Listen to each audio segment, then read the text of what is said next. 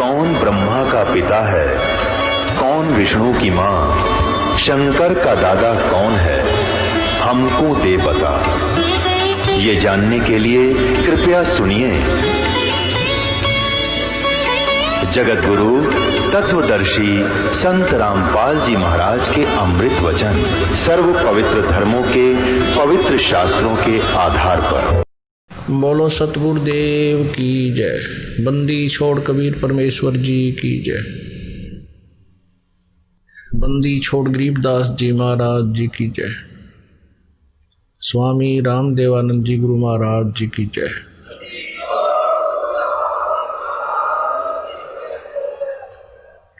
सर्व संतों की जय, सर्व भक्तों की जय, धर्मी पुरुषों की जय, श्री काशी धाम की जय, श्री छुडानी धाम की जय, श्री करौथा धाम की जय, श्री बरवाला धाम की जय। सत सही गरीब नमो नमो सतपुरुष को नमस्कार। गुरु की नहीं सुर नर मुनि जन साधुआ संतों सर्वस्ती नहीं। सतगुरु साहेब संत सब दंडोतम प्रणाम। आगे पीछे मध्य हुए तिनको जा कुर्बान। नराकार निर्विषम काल जाल वैभंजनम। निर्लेपम निज निर्गुणम अकल अनुपवेशुंदनम। सोहम सुरति समाप्तम सकल समाना नीरतलय। उज्ज्वल हीरंबर हर दमम बेपरवा अथा है। वार पार नहीं मध्यतम। गरीब जो सुमर सिद्ध होई। गणनायक गलता ना करो अनुग्रह सोई। पारस पद परवाना। आदि गणेश मनाऊं गणनायक देवन देवा। चरण कमल लो लाऊं आदंत करूं सेवा। परम शक्ति संगीतम हृदय सिद्धिदाता सोई। अवगत गुण अतीतम सत पुरुष निर्मोही। जगदम्बा जगदीशम मंगल रूप मुरारी। तन मन अर्पों शीशम भक्ति मुक्ति भंडारी। सुर नर मुनि जन झावे ब्रह्मा विष्णु महेशा। शेष शेष मुख गावे पूज्य आद गणेशा। इंद्र कुबेर सरीखा वरुण धर्म राय झावे। समर्थ जीवन जी का मन इच्छा फल पावे। 33 कोटि अधारा झावे शेष 88। उतरे भवजल पारा कट है यम की फांसी। 33 कोटि अधारा झावे शेष 88। उतरे भवजल पारा कट है यम की फांसी। सत सही कर जोरों विनती करूं। धरूं चरण पर शीशे। गुरु जी राम देवानंद जी महाराज ने दियो नाम बख्शीश। कोटि कोटि सिजदा करूं कोटि कोटि प्रणाम। चरण कमल में राखियो मैं बंदी जाम गुलाम। कुत्ता हूँ गुरुदेव का रामपाल दास का नाम। गले प्रेम की जेवड़ी जहाँ खेचो वहाँ जाऊं। तो करो तो बावड़ू दूर दूर करो तो जाऊं। जो राखो तो ही रहूं जो देव सुख।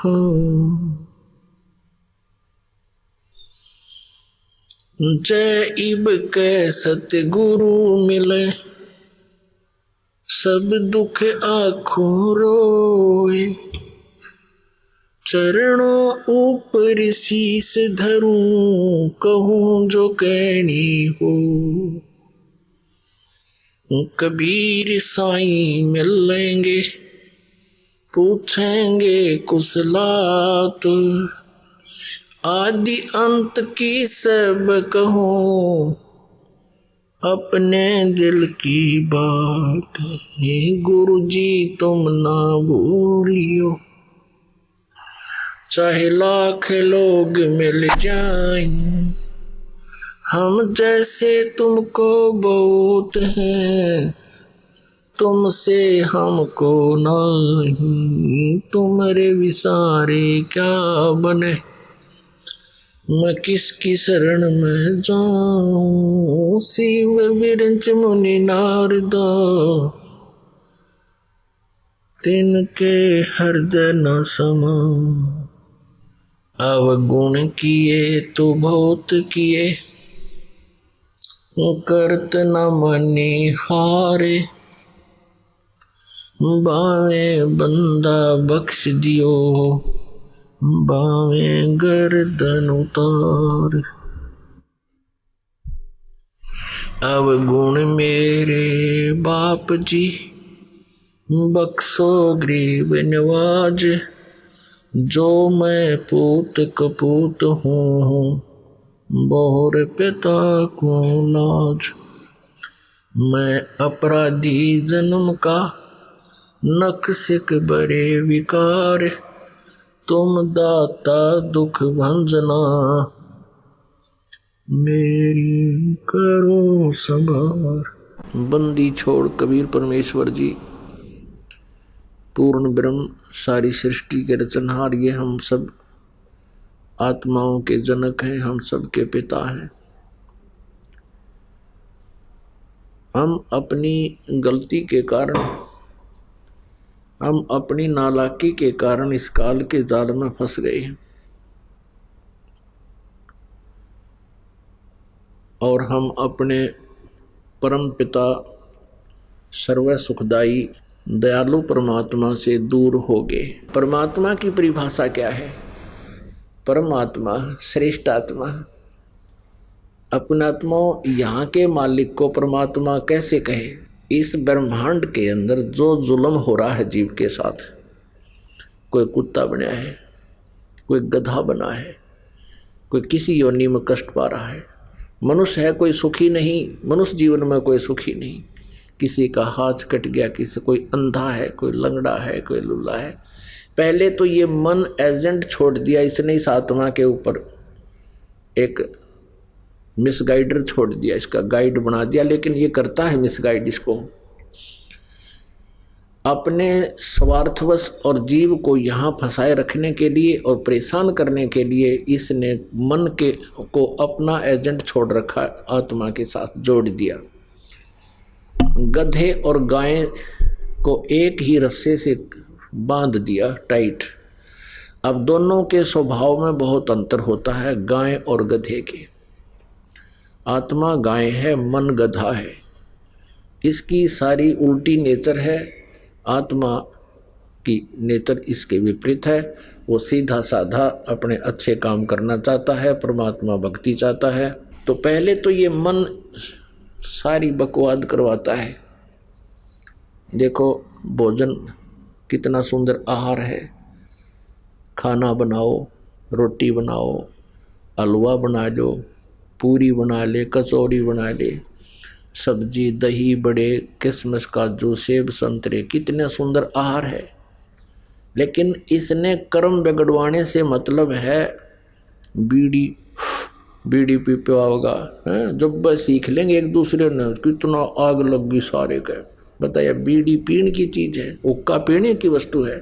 और ये मांस खाते हैं, एक जीव को मार के, अंडे फोड़ के खाते हैं। अंडे का अंदर से निकला हुआ वो पदार्थ, उसको देख के भी उल्टी गिर जाए, ऐसा गंध है उसमें, और उसको मुंह का लाकर फोड़ के पी जाते हैं। और तेरा गजब है। तो ये मन सारे कुक्रम करवाता है, सुक्रम नहीं करवाता। और फिर जैसे कोई चोरी करता है, कोई डाके मारता है, कोई हत्याएं कर देता स्वार्थवश पैसे के लालच में। और फिर उसको भोगने पड़ते हैं। अब ये काल क्या कहता है कि मैंने तो एक न्यायाधीश बैठा रखे हैं और उसको आदेश दे दिया है कि जो जैसे कर्म करे वैसे फल दे दे। अब ये कर्म तो आप गलत करवा देता है और फिर सजा का पात्र प्राणी खुद होता है। तो जिस कारण से यहां कितना कष्ट हमारे ऊपर आया हुआ है। अभी बताया आपके किसी की बेटी मर गई, किसी का बेटे की मृत्यु होगी, कोई स्वयं किसी बीमारी से ग्रस्त है, कोई किसी टेंशन से, या क्या बुरा हाल है प्राणी का।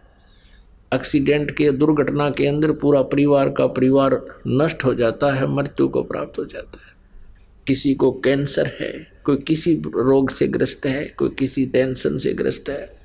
इस स्थिति को देखकर क्या यहाँ के भगवान को, क्या यहाँ के मालिक को भगवान कह सकते हैं? क्या ये परमात्मा कहने योग्य है? कभी नहीं। ये परमात्मा नहीं है। परमात्मा का अर्थ है जो दुख ना दे, सुख ही सुख दे। इसलिए श्रीमद् भगवत गीता अध्याय नंबर 15 के श्लोक नंबर 16 और 17 में 3 प्रभुओं की पहचान बताई। 3 पुरुष, सरपुरुष और अक्षर पुरुष तो ये नासवान है, इनके अंतर्गत जितने प्राणी वो भी नासवान है, ये भी दुखी है। जन्म मृत्यु जहाँ हुआ दुख ही दुख है। फिर 17वें श्लोक में कहा 15वें के में कि उत्तम पुरुषत्व अन्य, वो दयालु भगवान, वो श्रेष्ठ प्रभु।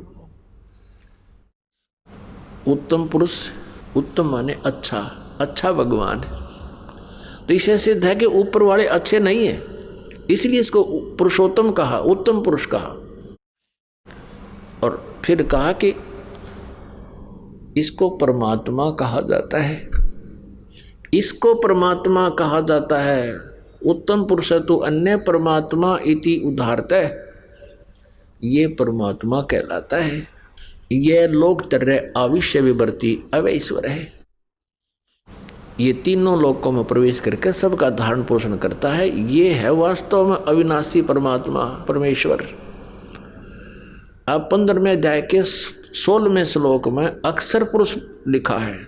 अक्षर पुरुष, अक्षर का अर्थ तो सर माने नासवान, सर पुरुष तो ये ब्रह्म है, किस ब्रह्मांड का स्वामी, जिसे ज्योति निरंजन काल भी कहते हैं। और अक्षर पुरुष का अर्थ होता है अविनाशी प्रभु। अक्षर का अर्थ अविनाशी होता है, लेकिन ये फिर नासवान भी कहे हैं। इनके और इनके अंतर्गत जितने प्राणी सबका सब नासवान है। अब जैसे, और फिर कहा 15वें अध्याय के 17वें श्लोक में गीता जी में कि उत्तम पुरुषत्व ने परमात्मा इति उदाहरतः, यह लोक त्रयमा विषय विवर्ती अवैश्वर। अवय माने अविनाशी, जिसका नाश ना हो। वास्तव में वो तीसरे नंबर का जो परम अक्षर ब्रह्म है, परम अक्षर पुरुष है, वो है अविनाशी। अक्षर पुरुष भी अविनाशी कहा, लेकिन यहाँ डिफाइन किया है गीता ज्ञानदाता ने, क्योंकि ये गॉड गिवन स्पिरिचुअल नॉलेज है जो इस ब्रह्म को दिया था परमात्मा ने वेदों में। वेदों वाला ज्ञान इस काल ने ब्रह्म ने स्वयं बोलना पड़ा उस मालिक के आदेश से। तो इसमें कहा कि वो है अवय ईश्वर है। अवय माने अविनाशी। अब अक्षर का भी अर्थ अविनाशी होता है, लेकिन ये कैसे अविनाशी अक्षर पुरुष कह दिया, इसका यहाँ थोड़ा सा विस्तार से विवरण देना पड़ेगा। जैसे सरपुरुष यानी ब्रह्म, सरब्रह्म, इसकी आयु कितनी है?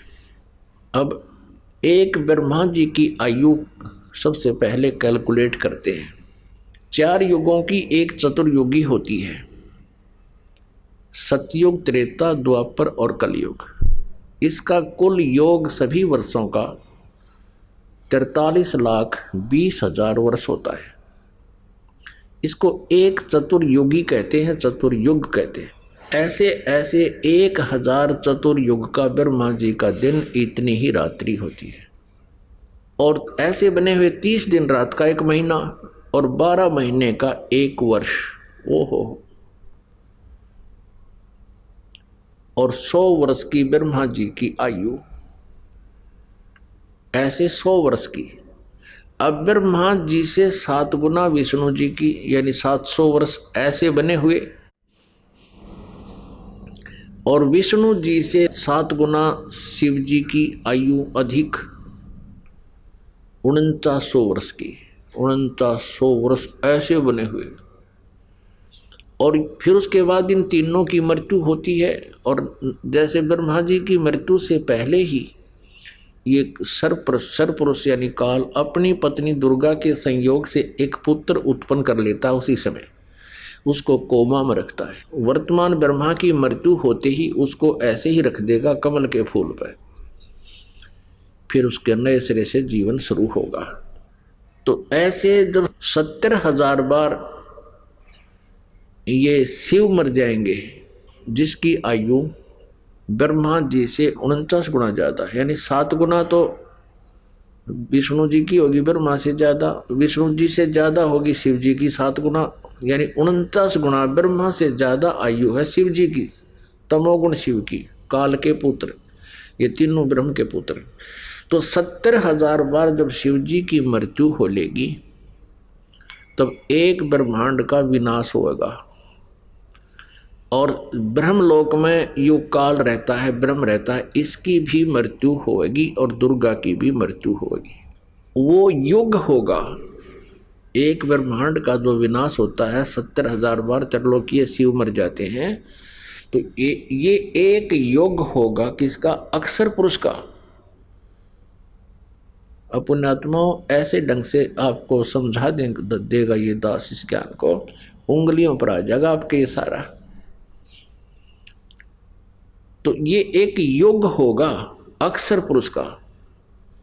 ऐसे 1000 युग की अक्षर पुरुष का दिन और इतनी ही रात्रि, ऐसे बने हुए 1000 युग का दिन, इतनी ही रात्रि, फिर 30 दिन रात का महीना, 12 महीने का 1 वर्ष और 100 वर्ष की आयु है इस अक्षर पुरुष की। अब देखो पुण्यात्मा, इतनी लंबी उम्र है इसकी, इसलिए इसको भी अक्षर पुरुष कह दिया। बताओ, और फिर भी इसकी मृत्यु। अब परमात्मा कबीर देव जी अपनी सच्चिदानंद घन ब्रह्म की वाणी में कहते हैं, एती उम्र बुलंद मरेगा अंतरे, क्योंकि सतगुरु लगे न कान न भेंटे वो संतरे। एती उम्र बुलंद मरेगा अंतरे, सतगुरु लगे न कान न भेंटे वो संतरे। परमेश्वर कबीर देव जी सच्चिदानंद घन ब्रह्म जी स्वयं ही तत्वदर्शी संत की भूमिका करने आते हैं, तब अपनी अमृत वाणी में या उनसे जिनको वो मिलते हैं संतों को, वो संत अपनी अमृतवाणी में अच्छी आत्मा जो होती है वो क्या बताते हैं कि इतनी लंबी उम्र भी हो जाएगी तो भी अंत में मृत्यु होगी। क्यों होगी? क्योंकि सतगुरु लगे न कान न भेंटे वो संतरे।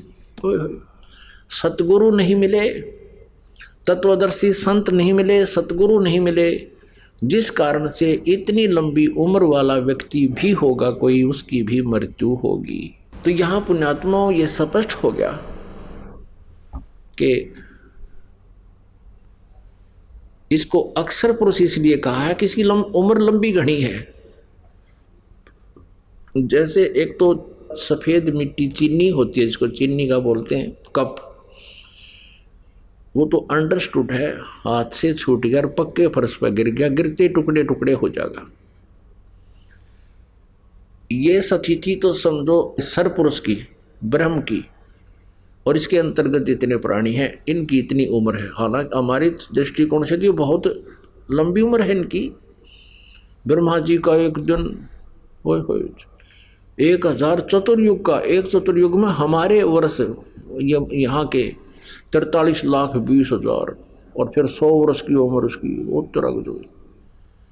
और फिर भी इनकी उस पूर्ण परमात्मा और अन्य उस तुलना से क्या बताते हैं, ये तो ऐसी उम्र है ब्रह्म तक की, इसकी स्थिति इनकी बॉडी की समझो ये चीनी का बना हुआ प्लेट होया करें, ये प्लेट है, कटोरी हो, कप है। और अक्सर पुरुष समझो स्टील की बॉडी है इसकी, ये समझ लो, चाय पीने का कप समझ लो। अब वो गिर जा तो टूटे नहीं, जल्दी सी वो खराब हो नहीं क्योंकि स्टील है।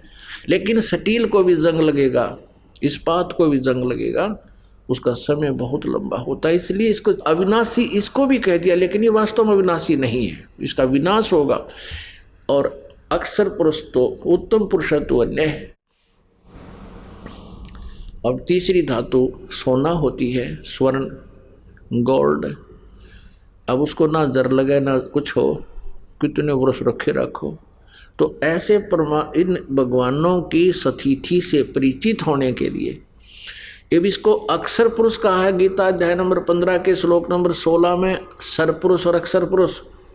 सरपुरुष ये ब्रह्म है, अक्षर पुरुष ये परब्रह्म है जो इस सात संग ब्रह्मांड का स्वामी है। इसको अक्षर माने अविनाशी भगवान कह दिया, लेकिन फिर बताया कि इनकी मृत्यु है, इनकी भी, इनके अंतर्गत जितने प्राणी सबके स्थूल शरीर नाशवान है, जीवात्मा मरती नहीं। 15वें अध्याय के 17वें श्लोक में कहा है कि उत्तम पुरुषत्व ने परमात्मा इति उदाहरते ये लोग तरम अविश्य विभर्ति अवय ईश्वर है।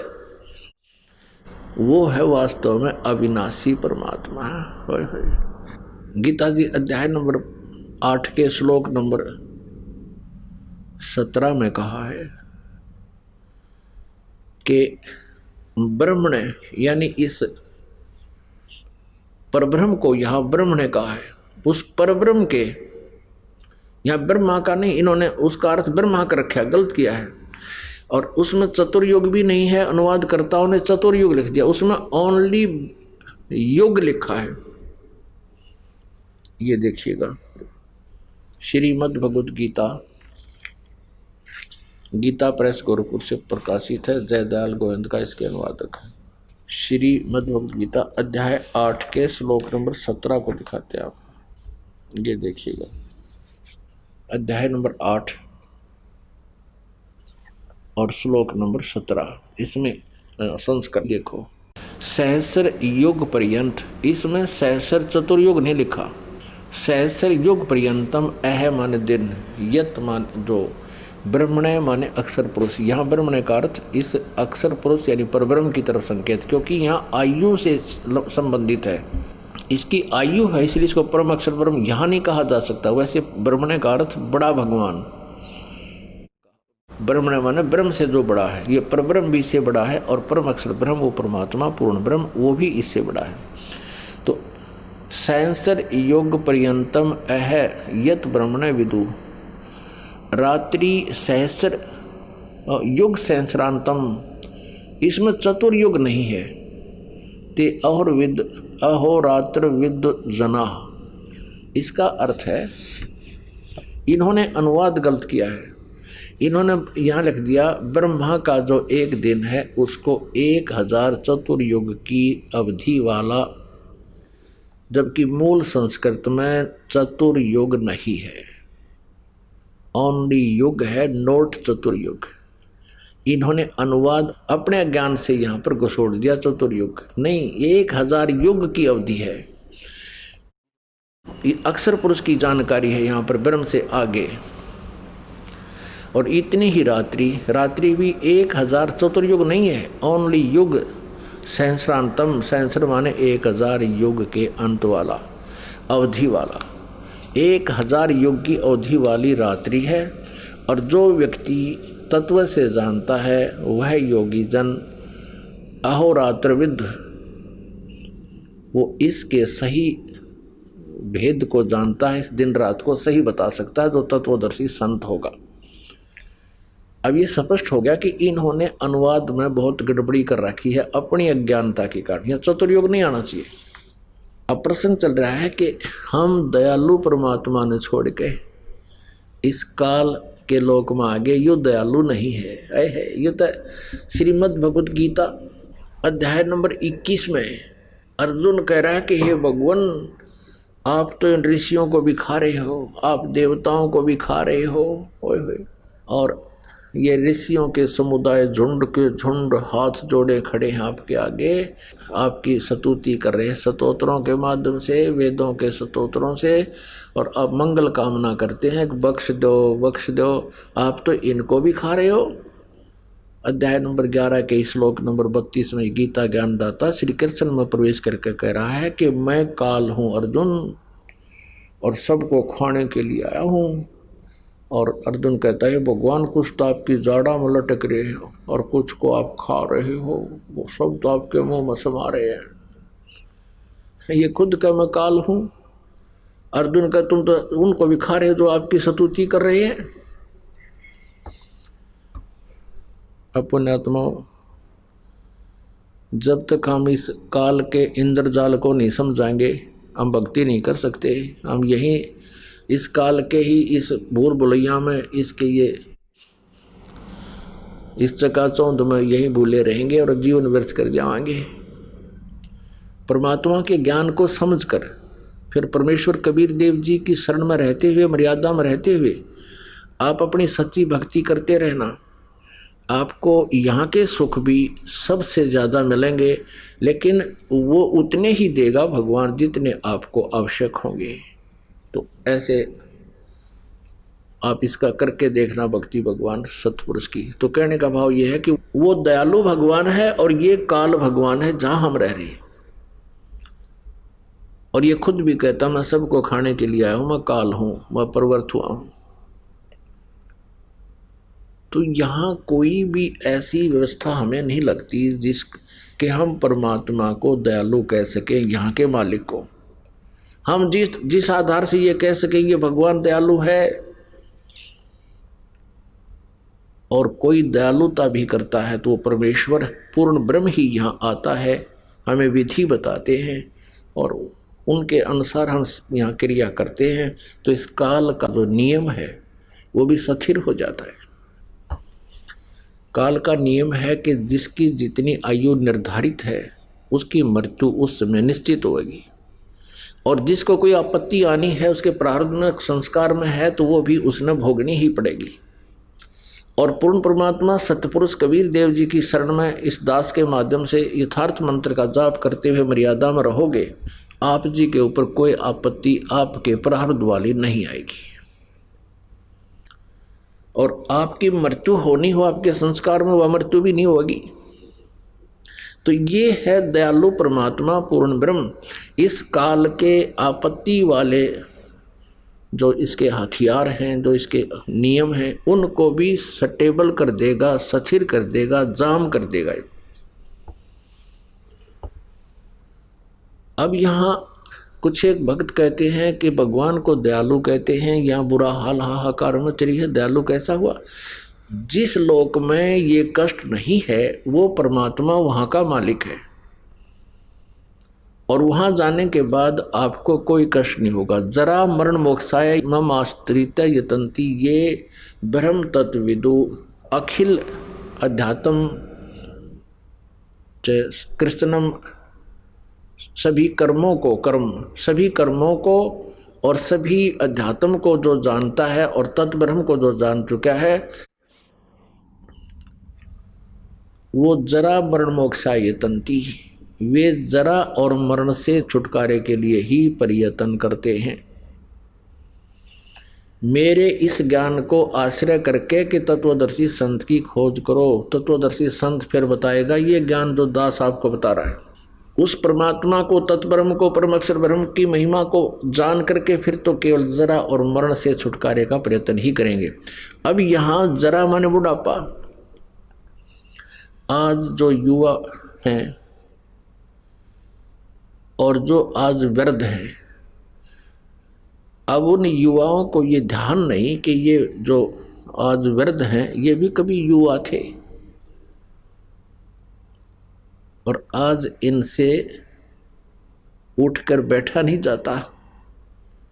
कभी कोई पीड़ा, कभी कोई आंखों में कष्ट, कभी दांतों में दुख, कभी सिर में दर्द, कभी पिंडी भड़के, कभी कमर दर्द, कभी बाई होगी, कभी कफ हो गया, कभी पित्त बढ़ गई, सौ समस्याएं होती हैं। तो यहाँ परमात्मा बताते हैं कि सबसे बड़ा कहर इस प्राणी पर वृद्धावस्था होता है, और दूसरा कहर मृत्यु, और दोनों ही किसी को गंवारा नहीं, कोई नहीं चाहता दोनों को, और दोनों कंपलसरी। मृत्यु तो कंपलसरी है ही, बुढ़ापा ना आवे पहले मर जा तो और घना दुख, छोटे छोटे बालक रह जाए, तो यहाँ कहर ही कहर है। तो यहाँ उस सतलोक में जाने के बाद ना बुढ़ापा है ना मृत्यु है, दोनों कहर टल गए। ना ही कोई कष्ट है ना कोई काम है, कोई भी व्यक्ति नहीं चाहता मैं काम करूं, यदि बिना किए काम उसको कुछ मिल जावे तो क्या जरूरत है उसने हाथ पैर मारने की। अब हम बच्चों को पढ़ाते हैं, इसलिए पढ़ाते हैं और बच्चे भी इसी उद्देश्य से पढ़ते हैं, पढ़ करके हम अफसर लग जाएंगे या अधिकारी कर्मचारी लग जाएंगे, हमने ये कठिन काम ना करना पड़े, सभी ये चाहते हैं। पानी भी ना पीना पड़े, पहने वाले नौकर हों। तो कहने का भाव ये है कि ये व्यवस्था नकली है और असली व्यवस्था सतलोक में है। कोई काम नहीं, किसी चीज़ का अभाव नहीं, सदा बाहर वहाँ पेड़ वृक्ष काजू किस्म सेब संतरे फल सदा बाहर वहाँ पर बाग बने हुए हैं। वहाँ का जल और दूध कभी समाप्त नहीं होता, खराब नहीं होता। समुद्र के समुद्र भरे हैं, जैसे गंगा का जल जो है सतलोक से आया हुआ है। ये एक एग्जाम्पल है कि ये कभी खराब नहीं होता, आप कितने वर्ष रख लो। और हम इस परमात्मा की वाणी कबीर वाणी, और जिस कबीर साहिब ने जो वाणी गरीबदास साहिब जी को दिया वो ज्ञान, उस अमर वाणी का हम पाठ करते हैं। और वहाँ यहाँ सिंपल जल रखते हैं, साधारण यहाँ का हम जो डेली पीते हैं उस जल को रख देते हैं। परमात्मा की इस वाणी के मंत्र चलते हैं, सत्संग के वचन होते हैं, उसके ऊपर सब मंत्रित होता है। वो उस जल को आप रख दीजिए, एक तरफ रख दीजिए गंगा का जल, एक तरफ ये अमृत जल रख दिए। उस परमात्मा की वाणी से सिंपल जल भी वैसा ही बन जाता है। हमारे पास अब भी एक माई ने ला कर दिया, जब हम घर घर पाठ किया करते थे जा करके, इतनी बड़ी बोतल है 2 लीटर की हमारे पास रखी है। अभी सन 1997 में उसका पाठ किया था, 1997, 14 वर्ष हो गए और आज तक वो ज्यों का त्यों है। तो सतलोक में उस परमात्मा की सतिथि है, उपस्थिति है, जिसकी यहाँ भी वाणी से इसे गंदे लोक में भी अमृत बन जाता है सिंपल जल। वही ये जल अमृत गंगा वाला जल वहाँ से आया हुआ है। तो प्रसंग चल रहा है कि हम ये दयालु परमात्मा नहीं है, दयालु परमात्मा सतलोक वाला है। वहाँ जाने के बाद आपको कोई कष्ट नहीं होगा। शंखों लहर मेहर की उपजे कहर नहीं जा कोई, दास गरीब अचल अविनाशी सुख का सागर सोई। मन तू चल रे सुख के सागर, जा शब्द सिंधु रत्नागर। आत्म परमात्मा आकर कहते हैं, ए मन तू यहाँ क्यों उलझ रहा है काल के लोक में।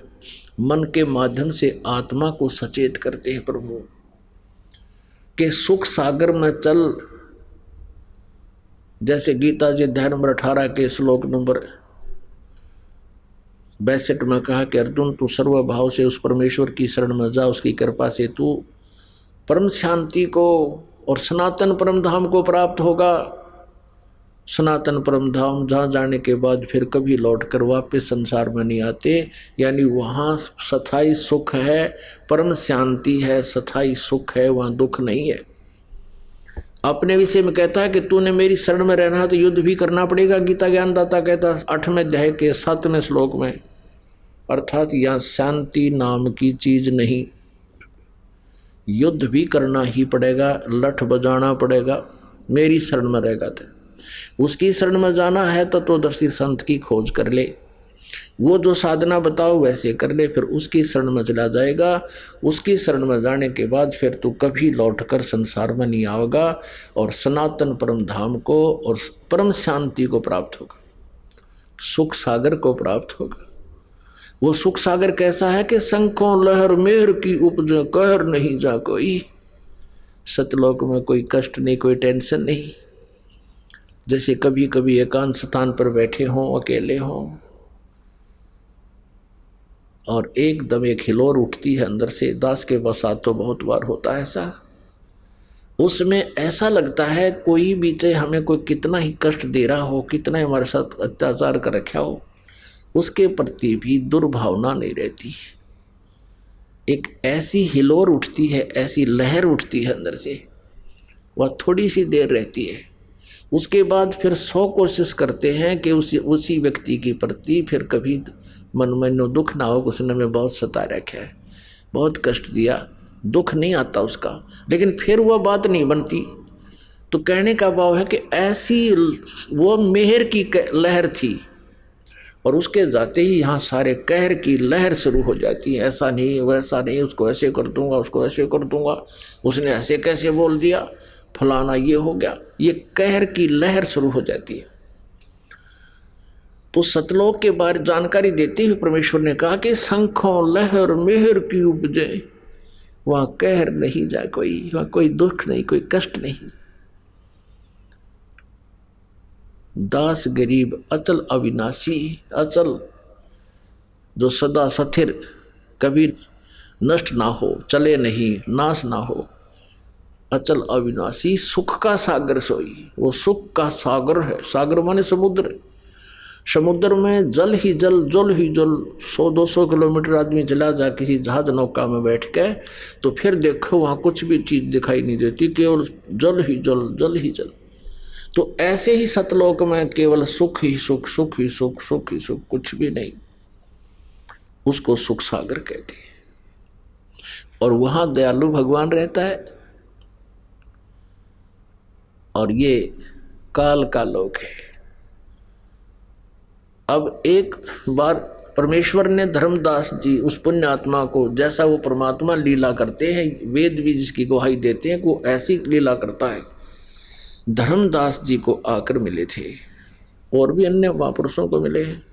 परमात्मा ने परिभाषा बताई थी इस सर्वपुरुष की, इस काल की।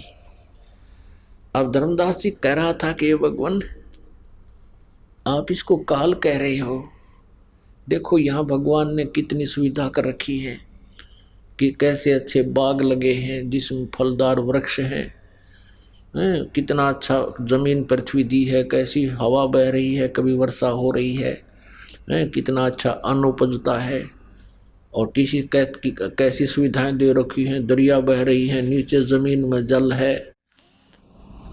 ये कितना अच्छा लग रहा है, कितना दयालु है परमात्मा। अब परमेश्वर ने बताया कि पुण्यात्माओं तुम जीव हो, और जीव की सोच सतर जीव वाला ही होता है। अब परमेश्वर ने आके बताया कि तुम जिसको भगवान कहते हो ये भगवान नहीं है। मूला माया मग में बैठी अंसा चुन चुन खाई, ये ज्योत स्वरूपी कहे निरंजन मोही करता बाई। एक न करता दो ना करता नौ ठहराए बाई, 10वां भी धुंधर में मिल जा सत्य कबीर दुहाई। परमात्मा कहते हैं ये काल भगवान, काल भी कहता मैं भगवान हूं और कोई भगवान नहीं। पुण्यात्माओं, श्री शिव पुराण में ये काल जब ब्रह्मा विष्णु दोनों का झगड़ा हो जाता है, शिव रूप धारण करके उनके बीच में एक पहले तो लिंग खड़ा कर देता है, सतम लंबा तेजो में सतम, फिर स्वयं आता है और कहता है कि तुमने अपने आप को भगवान मान लिया, तुम भगवान नहीं हो, मैं भगवान हूँ, मेरे अतिरिक्त कोई भगवान नहीं है। अब पुराणों में तो वो अपने पुत्रों को, अपने जीवों को अंतर्गत कुछ भी कहता रहे, वो पुराण अलग सेपरेट शास्त्र है। तो उसने कहा कि मैं भगवान हूँ। अब यहाँ ये कह रहा है गीता जी में, क्यों गीता जी का ज्ञान वेदों वाला, वेद का ज्ञान दिया था परमेश्वर ने, कबीर देव जी ने ब्रह्म के अंतःकरण में फीड कर रखा है, उसने जोंका तो बोलना पड़ गया। तो परमात्मा कहते हैं ये ज्योत स्वरूपी, ये ब्रह्म भी कहता मैं भगवान हूँ, ये भगवान नहीं है। भगवान की परिभाषा आज बताई जा रही है, आपको सुनिएगा। अब जैसे परमात्मा ने बताया कि धर्मदास तुम इसको भगवान समझते हो, जो ऐसी सुविधा दे रखी, ये तो काल है, ये तो कसाई है। जैसे कसाई बकरे पालता है, उन बकरों में बकरी नर और मादा दोनों छोड़ देता है, और जिसकी अच्छी सेल है प्रतिदिन की 5-4 बकरों की, तो वो क्या करता है, एक बहुत बड़ा चरागाह ले लेता है, बहुत बड़ा क्षेत्र 10, 20, 50 एकड़ ज़मीन खरीद लेता है, और उसमें घास फूस जंगल ये वृक्ष होते हैं, और उसके चारों तरफ वो एक बाड़ बना देता है, रोक लेता है उनको, उसमें छोड़ देता खुले। उसी में एक छोटा सा तालाब बना देता है, उसी क्षेत्र में एक गर्मी सर्दी से बचने के लिए कुछ एक झोंपड़ी नुमा लंबा शेड डाल देता है। अब वो नर और मादा बकरे और बकरी रजोगुण युक्त होकर के संतानों उत्पत्ति करते हैं, फिर उनमें मोह ममता भी होती है। सभी प्राणियों के अंदर ये तीनों गुणों का प्रभाव होता ही होता है। अब वो बच्चे पैदा करते हैं, सारी सुविधा वहाँ जल भी है, गर्मी सर्दी से बचने के लिए शेड है उनके लिए, वर्षा आती है तो भी उसके नीचे भाग कर आ जाते हैं, ज़्यादा गर्मी होती है तो शेड के नीचे वो बैठ जाते हैं। अब वो भोले प्राणी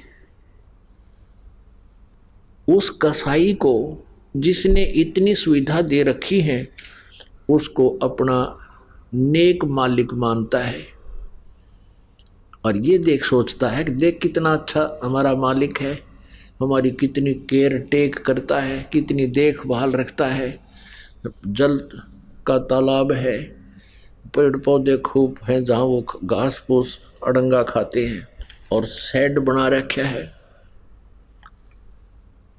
और जब वो कसाई आता है उन बकरों में, वो तो आके देखता है बाजू पकड़ के, ये कितना मांस हो गया, इसमें कितने किलो का मांस हो गया, कितने का बिकेगा, और वो न सोचे है हमारा दयालु मालिक आ गया, और वो बकरे उसको प्यार देते हैं, ऐसे चाटते हैं और ऐसे अपने आगे के पैर उठा के और उनको प्यार देना चाहते हैं, प्यार करना चाहते हैं कि बहुत अच्छा आदमी है, यो इतनी सुविधा दे रखी है। और वो आता है नो देखने, यो कै किलो का हो गया, कितने का बिकेगा, और फिर वैसे तो वो दिखता है बड़ा दयालु की इतनी सुविधा दे रखी है, और जब उसका आ जाता है डिमांड 5-4 बकरों की इकट्ठी, तो वो ना देखता किसकी माँ है, किसका बेटा है, किसकी बेटी है, मोटे मोटे लाठी लेकर डंडा लेकर ऐसे निकाल ले जाता है और जाके कटवा के अपना उल्लू सीधा कर लेता है, कुछ खुद का खाता है और बाकियों को बेच देता है। जब वो बकरे या बकरी वो ले जाता है निकाल के, उनसे संबंधित जो बकरे हैं वो बहुत कुछ देर तो नो रो रो कर भागते हैं, नो देखते हैं कहाँ गए कैसे गए, रोते रहते हैं, वो लेके चला जाता है। अब परमात्मा ने काल की परिभाषा बताई कि यो काल है और तुम इसको दयालु मानते हो।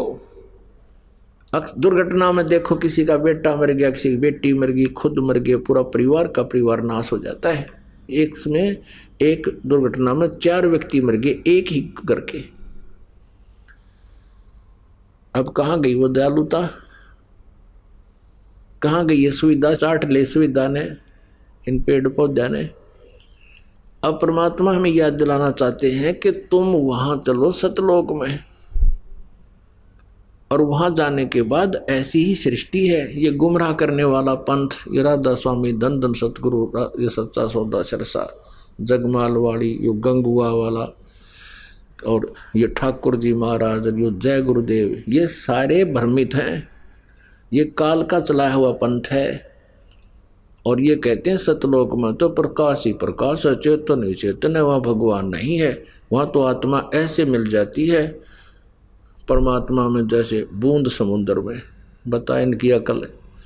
हम खोद रहे भगवान को, सारे प्रमाण बताने लग रहे परमात्मा साकार है, उसका सुंदर शरीर है, एक रोमकूप में करोड़ सूर्य करोड़ चंद्रमा मिला दे ऐसा उनका नूर है। अरे ये कि वहाँ कुछ भी नहीं है, तो जहाँ भगवान नहीं है तो हम के टिंडे लेंगे वहाँ जाके, हम क्या करेंगे, गड्ढेंगे वहाँ पर, इसे नाथ यहाँ पर, इसे नाथ वहाँ पर। कोई भी कंट्रोलर नहीं हमारा, तो जिसके लिए हम तड़फ रहे हैं, जिसके दर्शनार्थ हम भगवान के दर्शन हो जाए, तो पुण्यात्मा ये वहाँ निराकार बताएं तो कौन जा भाई वहाँ पर। सपने में भी ना सोचा कोई जाने की बात करी, मारे मेडिटेशन वाले सुबह शाम 2.5 घंटे, बता जहाँ भगवान नहीं और डूब का मरने वाली बात है, तो क्यों बैठे हो 2.5 घंटे में भी, क्यों समय वेस्ट कर रहे हो अपना। ऐसी गंदी जगह जाना चाहते हो जहाँ आदमी जानते डूबे मरे। अब समुद्र में कोई कहे चलो तुम समुद्र में डूब कर मरो, मिल जाओ उस बूंद में, चलियो, कोई सा बकवाद करने लग रहे, कोई ज्ञान नहीं, कोई सोच नहीं, अपनी अकल प्रयोग नहीं करते। तो वहाँ ऐसी ही सृष्टि है, लेकिन इस मटेरियल का अंतर है। ये तो मिट्टी का बना हुआ है और 5 तत्वों में लीन हो जाएगा जब ये अंत होगा। इसको फूंक दिया जाओ चाहे गाड़ दिया जाओ, एक दिन ये खत्म हो, 5 तत्वों में लीन हो जाएगा। अब ये 5 तत्वों से बना हुआ है, इसमें कौन कौन से तत्व हैं? पृथ्वी, जल, अग्नि, वायु और आकाश। और कोई सा दिखा है इसमें, और कितना सुंदर स्वरूप बन गया। ऐसे ही वहां एक तत्व से बना हुआ शरीर है, नूर से, और वो इतना सुंदर शरीर है, 16 सूर्य जितना प्रकाश हमारे शरीर का होगा जब हम सतलोक पहुंच जाएंगे। और परमात्मा के शरीर का जो ये बंदा जल के लगावा, इतना नूर है परमेश्वर सतपुरुष के शरीर का, करोड़ सूर्य करोड़ चंद्रमा एक रोमकूप के रोशनी के आगे फीके हैं। यानी उनका इतना नूर है, वो समर्थ है, वो सर्वशक्तिमान है, अमित औजा है, अमित औजा जिसकी शक्ति का कोई वार पार ना हो। और हम जीव हैं, आत्मा है, हम वहाँ हंस रूप में होंगे। हंस माने जैसे यहाँ मनुष्य कहते हैं, नर कहते हैं स्त्री और पुरुष को, तो वहाँ हंस कहते हैं। हंस माने जैसे यहाँ एक पक्षी का नाम हंस है, जो किसी सरोवर पर होता है, वो बुगले जैसा होता है सफ़ेद, और बुगला मच्छी खाता है, कीड़े खाता है, और वो हंस नहीं खाता। हंस में एक और गुण है गॉड गिवन, 1 गिलास दूध में 1 गिलास पानी जल डाल दो, हंस के सामने रख दो, हंस उसमें से दूध पी लेगा, 1 गिलास जल को छोड़ देगा। दूध और पानी जिसने छान लिया और बुराई जिसने छोड़ दी, वो हंस कहलाता, वो पुण्यात्मा। अर्थात सब बुराइयों से दूर नेक आत्मा को हंस आत्मा कहते। तो वहाँ हंस रूप में हम होंगे, और परमात्मा परमहंस है। आत्मा हंस और परमात्मा परमहंस, यानी वो परमहंस है, वो परमात्मा है, वो श्रेष्ठ आत्मा, वो श्रेष्ठ है, वो दयालु है। तो यहाँ गीता जी अध्याय नंबर 15 के श्लोक नंबर 17 में कहा कि उत्तम पुरुषत्व अन्य परमात्मा इति उदाहरते, उसको भगवान कहा जाता है, वो है परमात्मा। पुण्यात्मा, ये अमृत ज्ञान है, ये तत्व ज्ञान है, ये सत्यनारायण कथा है। सत्यनारायण का अर्थ होता है अविनाशी परमात्मा। हम विष्णु जी को सत्यनारायण कहा करते हैं। बता, इनकी तो बहुत कम आयु है, आपने देख ली इन परमात्मा, इन भगवानों की आयु की कैलकुलेशन में भी आपने सुन लिया। और परम अक्षर ब्रह्म की कोई आयु नहीं, वो तो अजर अमर हैं, सृष्टि से पहले भी वही थे, उसी ने सृष्टि रची है। तो कहने का भाव ये है कि जो ये वहाँ पर कहते हैं भगवान वहाँ है कुछ नहीं, तो वहाँ जाने की इनकी रुचि कैसे बनेगी जहाँ भगवान नहीं। अब कोई कहे कि सतलोक आश्रम वाला चलो, और वहाँ गुरुजी है, गुरुजी नहीं, वहाँ तो सिर्फ प्रकाश ही प्रकाश है, ट्यूब जड़े हैं। अरे फिर टिंडे लेना होगे, तुम क्या करोगे इस ट्यूबान देखन, गुरुजी तो निराकार हैं। तो इनकी ये सोच समझ लो, इतनी एक एग्जाम्पल देता हूँ, जो इन अज्ञानी संत, किसी की भी थ्योरी देख लो आप, किसी भी धर्म की देख लो, उनका लोकवेद दंत कथा ये बताता है कि परमात्मा निराकार है, और हमारे सदग्रंथ बताते परमात्मा सह शरीर है, उसका नाम कबीर है। अब जैसे ईसा मसीह ने कहा था कि ए भोले श्रद्धालुओं, तुम जिन अपने गुरु पीरों को अच्छे आत्मा मानते हो, तुम्हारे पास आते हैं, तुम्हारे घरों पर आते हैं, तुम उनकी सेवा करते हो और वो बहुत प्यार से आपको समझाते हो, बहुत प्यार से रहते हैं, तुम इनको भेड़ समझ रहे हो। शरीफ ये भेड़िया हैं, ये तुम्हारे जीवन का नाश कर रहे हैं, तुम्हें बर्बाद कर रहे हैं। इस बात का विरोध कर दिया उन नकली गुरुओं ने और उस पुण्यात्मा को क्रश करवा कर छोड़ा। ऐसे जालिम है ये लोग, और इसी का कारण था क्रोथा कांड इन्होंने कराया। दास ने इनके अज्ञान की खाल तार दी, इनके अज्ञान का पर्दाफाश कर दिया। इन्होंने सोचा तुम तो कितना जोगे नहीं रहोगे, जनता भी थूकेगी, तुम किसे आचार्य थे, किसे तुम गुरु थे, तुमने कह का भी नहीं पता, वेदों का ना गीता का ना किसी और ज्ञान। तो इन्होंने अपना उस अज्ञान को बचाने के लिए इन कैसा जुल्म करवा दिया। क्रोथा कांड, आश्रम छिनवा लिया सीएम से मिलकर, जनता को भ्रमित करवा दिया, गलत प्रचार करवा के, और झूठे केस बनवा दिए हमारे पे। लेकिन अब वो 500-600 वर्ष पुराना भारत नहीं है। शिक्षा का यही लाभ है, सब एजुकेटेड हैं, बहन भाई बेटे बुजुर्ग, और सभी समझते हैं अपने सदग्रंथों को, जिसका परिणाम है कि आज हम फिर आबाद हो गए, क्योंकि हमारे साथ परमात्मा है, परमेश्वर हमारे साथ है। उस परमेश्वर का चलाया हुआ ये पंथ है, ये मार्ग है। अब जैसे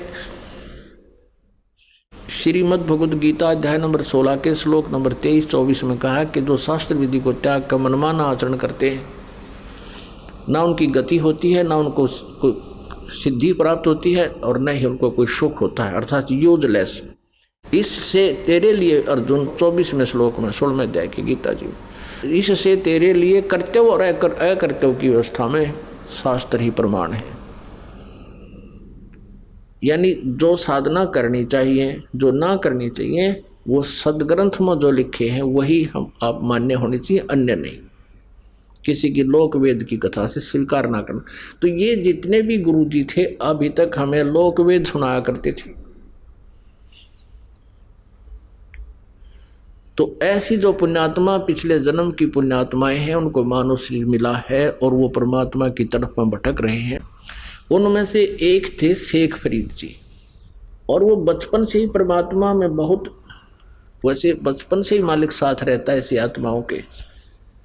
सबको भगवान ढूंढते फिरते हैं, कहते हैं परमेश्वर गोता मारो स्वर्ग में और जा बैठो पाताल, कहे कबीर ढूंढता फिरूं अपने हीरे माणिक लाल है। शेख फरीद जी थे मुसलमान धर्म में।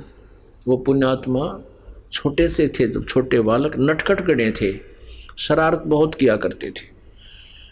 माता भी दुखी हो जाती थी, गली के बच्चों के साथ झगड़ा कराते, उल्हाने आया करते थे।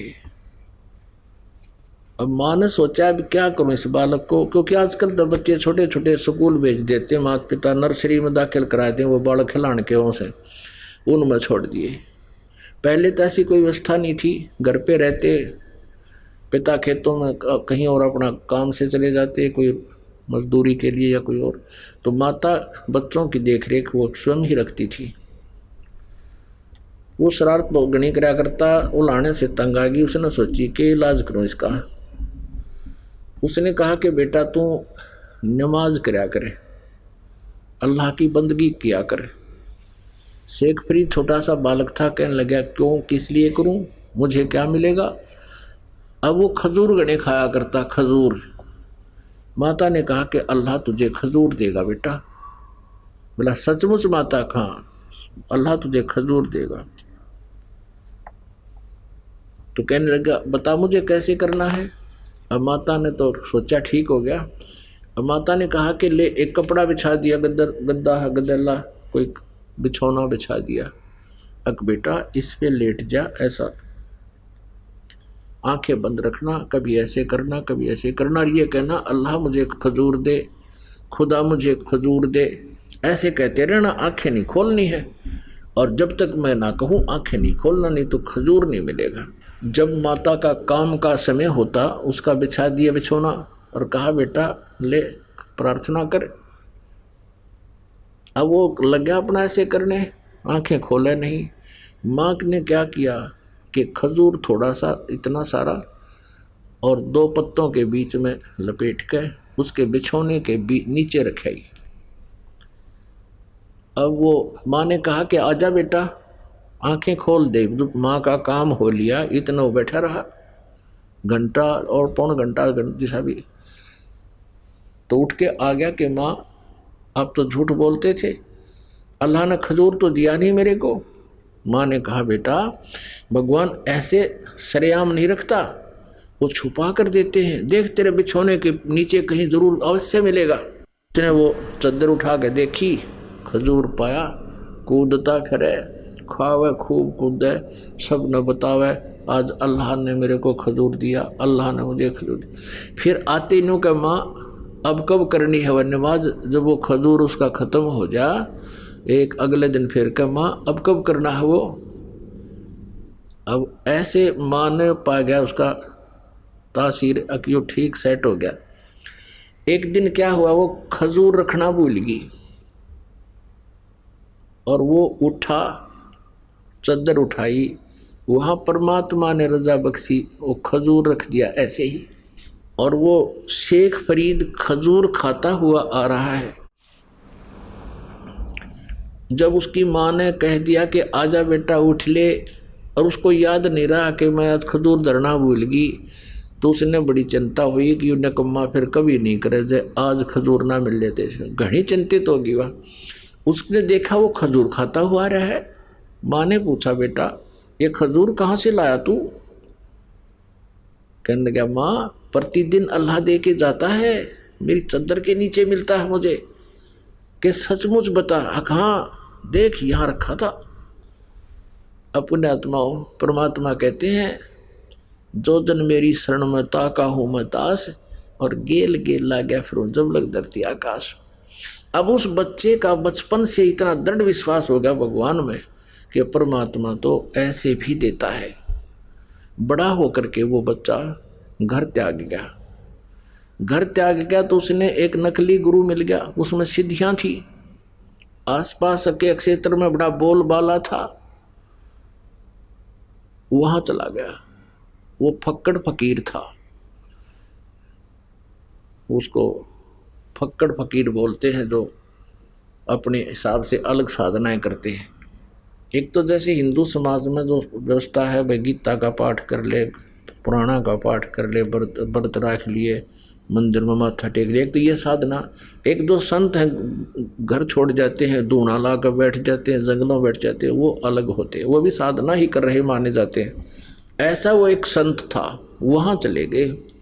जैसा भी उस संत ने उस प्यारी आत्मा को मार्गदर्शन किया वो दृढ़ होकर लग गया। आश्रम में रहने लगे। 8-7 भगत रहते थे। अब जो व्यक्ति घर से निकलकर आया है, घर भी त्याग दिया परमात्मा की तरफ में, फिर उसके पास शेष के रह गया गुरु जी को परमात्मा तुल्य मान के उसके एक एक वचन का पालन करे, गुरुदेव की आज्ञा का पालन करे, गुरुदेव की क्रिया न नहीं देखे। और हम तत्व ज्ञान से परिचित ना होने से हम गुरु को अपने जैसा ही मान लेते हैं, अपने जैसा नहीं होता। आप जैसा होता तो आप ही सांग जोड़ लेते कि तजा करके। गुरु के ऊपर परमात्मा प्रसन्न होता है। लेकिन कौन से प्रभु का वो जो नुमाइंदा है, जो नर जाकी शरणा बसे ताको ताकी लाज, जल सूही मछली चढ़ जाए ये बह जाते गजराज। यानी जिस भी इष्ट की जो साधना करता है वो और सच्चे दिल से करता है, उसके ऊपर उसकी रजा होती है न्यारी। तो ऐसे ही शेख फरीद ने तो परमात्मा पाने के लिए समर्पण किया। गुरु जी जो आदेश दे सिरोधार्य है। मन में दोष कपट कति नहीं आवे। गुरुजी हुक्का पिया करते थे और शेख फरीद ने कभी छुआ नहीं। वो गुरुजी खुद पीते थे लेकिन दूसरों को हुक्के के लिए नहीं कहते थे, उनके गुरुजी जो थे। अब क्या था, वहाँ पर शेख फरीद अपने गुरुजी का कृपा पात्र हो गया, क्योंकि जैसे भी वो कहें उसमें कोई काम वो त्रुटि छोड़ा नहीं। और अन्य गफलत करते थे, उनसे अधिक लगाव उस गुरुदेव का शेख फरीद में था।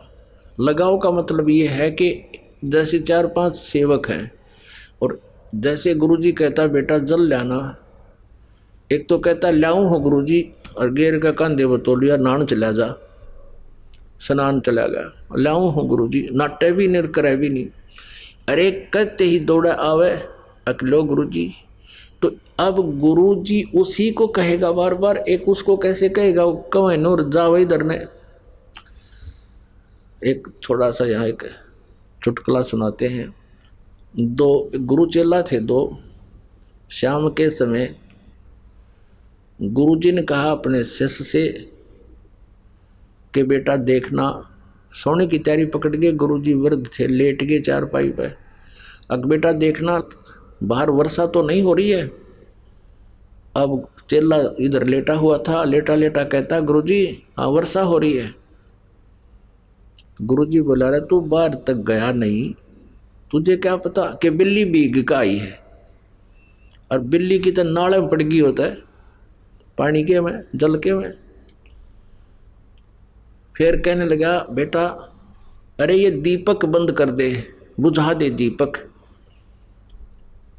चेला बोला गुरुजी आंखें बंद कर लो, हो गया बंद। बोला अच्छा भाई। फिर गुरुजी ने कहा बेटा दरवाजा तो बंद कर दे।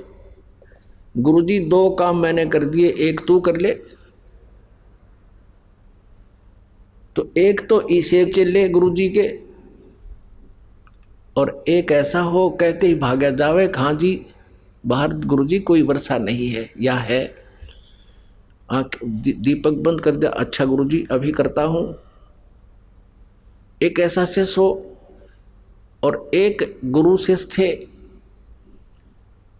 गुरुजी ने कहा एक दिन एक अपने शिष्य को जो ओबीडेंट था, जिसको शिष्य कह सकते हैं, कि बेटा एक दरिया थी, दरिया के किनारे एक पेड़ था।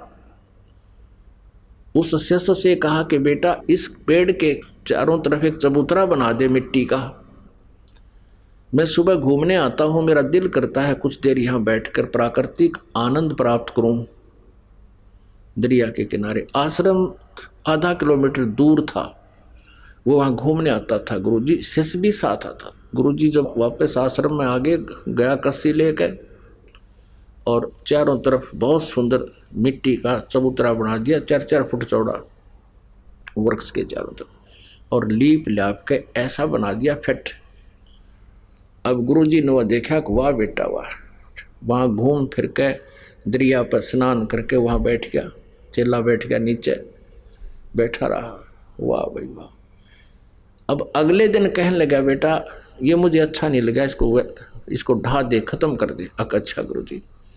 अगले दिन उसको कति प्लेन कर दिया। अगले दिन फिर वो दोनों आए शेष गुरु। फिर गुरुजी ने कहा बेटा ये चबूतरा वैसा ही बना दे, मेरा दिल करता है यहाँ बैठूं। चेले ने अगले दिन फिर वैसा ही बना दिया। तीसरे दिन फिर गुरुजी ने कहा कि नहीं इसको वैसा ही कर दे। अच्छा गुरुजी, वैसा ही कर दिया। 2 दिन छोड़ के फिर कहा बेटा मेरा दिल करता है जैसे मैं यहीं बैठूं, एक चबूतरा बना दे। अगले दिन फिर बना दिया। और फिर 2 दिन पीछे गुरुजी ने फिर कह जगना इसने कर दे ठीक, मुझे अच्छा नहीं लगा, मेरा कुछ नहीं दिल लगता है। तो एक और देखा करता, वहाँ कोई पाली था, गवाला था। वो कहने लगा उस चेले ने, जब वो अगले दिन उसने ढाण आया, उसको प्लेन करना आया, कहने लगा अरे तेरा दिमाग खराब हो रहा है, इस बुढ़े का तो दिमाग खराब हो रहा है। एक दिन कहे बना दे, दूसरा दिन कहे ढा दे, हैं, और तू इसकी सारी बात मानता है। तो वो शिष्य बोला भाई इस मारे क्रियाक्रम तो तू परिचित कोई ना, या मेरी परीक्षा हो रही है भाई, और इस चबूतरे से कुछ लेना देना को ना। तो कहने का भाव यह कि एक ऐसा शिष्य हो, तो वो ऐसे शिष्यों में तो था वो कौन, शेख फरीद। और दूसरे वो थे, दो काम मन कर दिए गुरुजी, एक तू कर ले के जमा टूट रहे हैं तेरे। अब ऐसे ही बच्चे को कहा जा बेटा ऐसा कर ले ऐसा कर ले, तो उनको ईर्षा होगी कि शेख फरीद को ज़्यादा प्यार करते हैं। अब प्यार के करो, काम तो कराना ही है अपना। तो उन्होंने सोचा कि शेख फरीद की ऐसे वो करते हैं जिससे गुरुदेव के ये हृदय से उतर जा। उनको ये चिंता थी कि गुरु जी इस गद्दी का मालिक इसने बनावेंगे। भगवान पाने आ रहे हैं और फिर इसी कुबाड़ में उड़ जाए। वो किसा हंस किसा संत है, गद्दी की भूख जिसमें है। शेख फरीद में वो नहीं थी, वो केवल अपना कर्तव्य प्रयाण रहता था, अपने कर्तव्य को मुख्य समझता था। वो तो आया मालिक पाने के लिए था। तो उन्होंने एक स्कीम बनाई कि गुरु जी के हृदय से इसको उतारें, कोई ऐसी गलती हो जिससे गुरु जी से नाराज हो जाए। अब वहाँ क्या कर रखा था, सबको सेवा देने के उद्देश्य से एक एक दिन बांट रखे थे। 5-6 जितने भी शिष्य थे वहाँ पर एक दिन एक शिष्य की ड्यूटी लगती थी। गुरुजी का सुबह से लेकर शाम तक सारे काम वही करेंगे, जैसे भोजन बनाना, खिलाना, कपड़े धोना, और वो हुक्का पिया करता, हुक्का पिलाना उसको, उसकी सफाई सफाई कर और काम अन्य कर देते थे। तो एक दिन शेख फरीद की ऐसे चल रही थी रूटीन। तो एक दिन उसकी सेवा आई और गुरुजी, क्योंकि ये तपस्वी होते हैं सिद्ध, और तपस्वी में तामस ज़्यादा होता, क्रोध बहुत होता है। वो गुरुजी क्या करता था कि रोटी खा के, खाना खा के हुक्का पीता था, शाम के समय भी और दोपहर को भी। शाम के समय एक दिन क्या हुआ कि शाम के समय शेख फरीद का दिन था सेवा करने का। उन्होंने सोचा दिन में तो इधर उधर से ये बना लेगा ओके की आग। क्या करता था वो गुरु, यदि खाना खाने के पश्चात हुक्का 5-10 मिनट में आ गया, लिया तो लिया, चला नहीं तो डंडा उठा के उसके कई मारता था और कई दिन उसको सेवा नहीं देता था, कई दिनों तक। इतना कुपित हो जाता था, हुक्के का इतना कसूता वो था एबी। अब इस बात का सबको पता था। तो अन्य जो शिष्य थे उन्होंने सोचा कि आज इसकी टर्न है और शाम के समय अग्नि को बुझा देंगे हम, जब ये खाना खिलाने जाएगा गुरु जी को। अब खाना बना के शेख फरीद जी क्या करते थे कि लकड़ी की कोले होते थे, उनको तैयार कर देते थे हुक्का भरने योग्य। आते हुक्का भर के गुरु जी को दे दूंगा, खाना खिला के आके 2 मिनट में 4-5 मिनट में दे देता था। अब खाना खुना खिला के आराम, तो वो आया, देखा पीछे से आग बुझ गई। आग थी नहीं उसमें, अग्नि नहीं थी, वर्षा के दिन थे। उसने सोचा भाई होगी आग बुझ गई होगी, नहीं ध्यान गया। उसने सोचा 1 किलोमीटर दूर है गांव, वहाँ धुआं उठ रहा था एक घर में, शाम का समय था। उसने सोचा आज तक की जितनी भी अब गुरुजी के प्रति आपकी गुडविल है वह खत्म होगी और तेरी भक्ति का नाश हो जाएगा। गुरुजी रुष्ट हो गए तो मेरे पल्ले कुछ नहीं रहेगा। ये सोच कर चलम उठा के की स्पीड ठोक दी, फुल स्पीड तक गया जिस घर में धुआं उठ रहा था। और वो माई क्या कर रही थी, वर्षा के दिन थे, चूल्हे में अग्नि बालने का जलाने की प्रयत्न कर रही थी। कभी धुआं हो जा, कभी आंखों में धुआं आवे, पानी पड़े, यानी गिल्ला सापन हो करके वो आग जला रही थी। कभी बुझ जाती थी, कभी फिर जला रही थी, यानी उसने आग जला रखी थी ऐसे, और वो दुखी हो रही थी। अब शेख फरीद कहा माई अग्नि देना, माई अग्नि देना।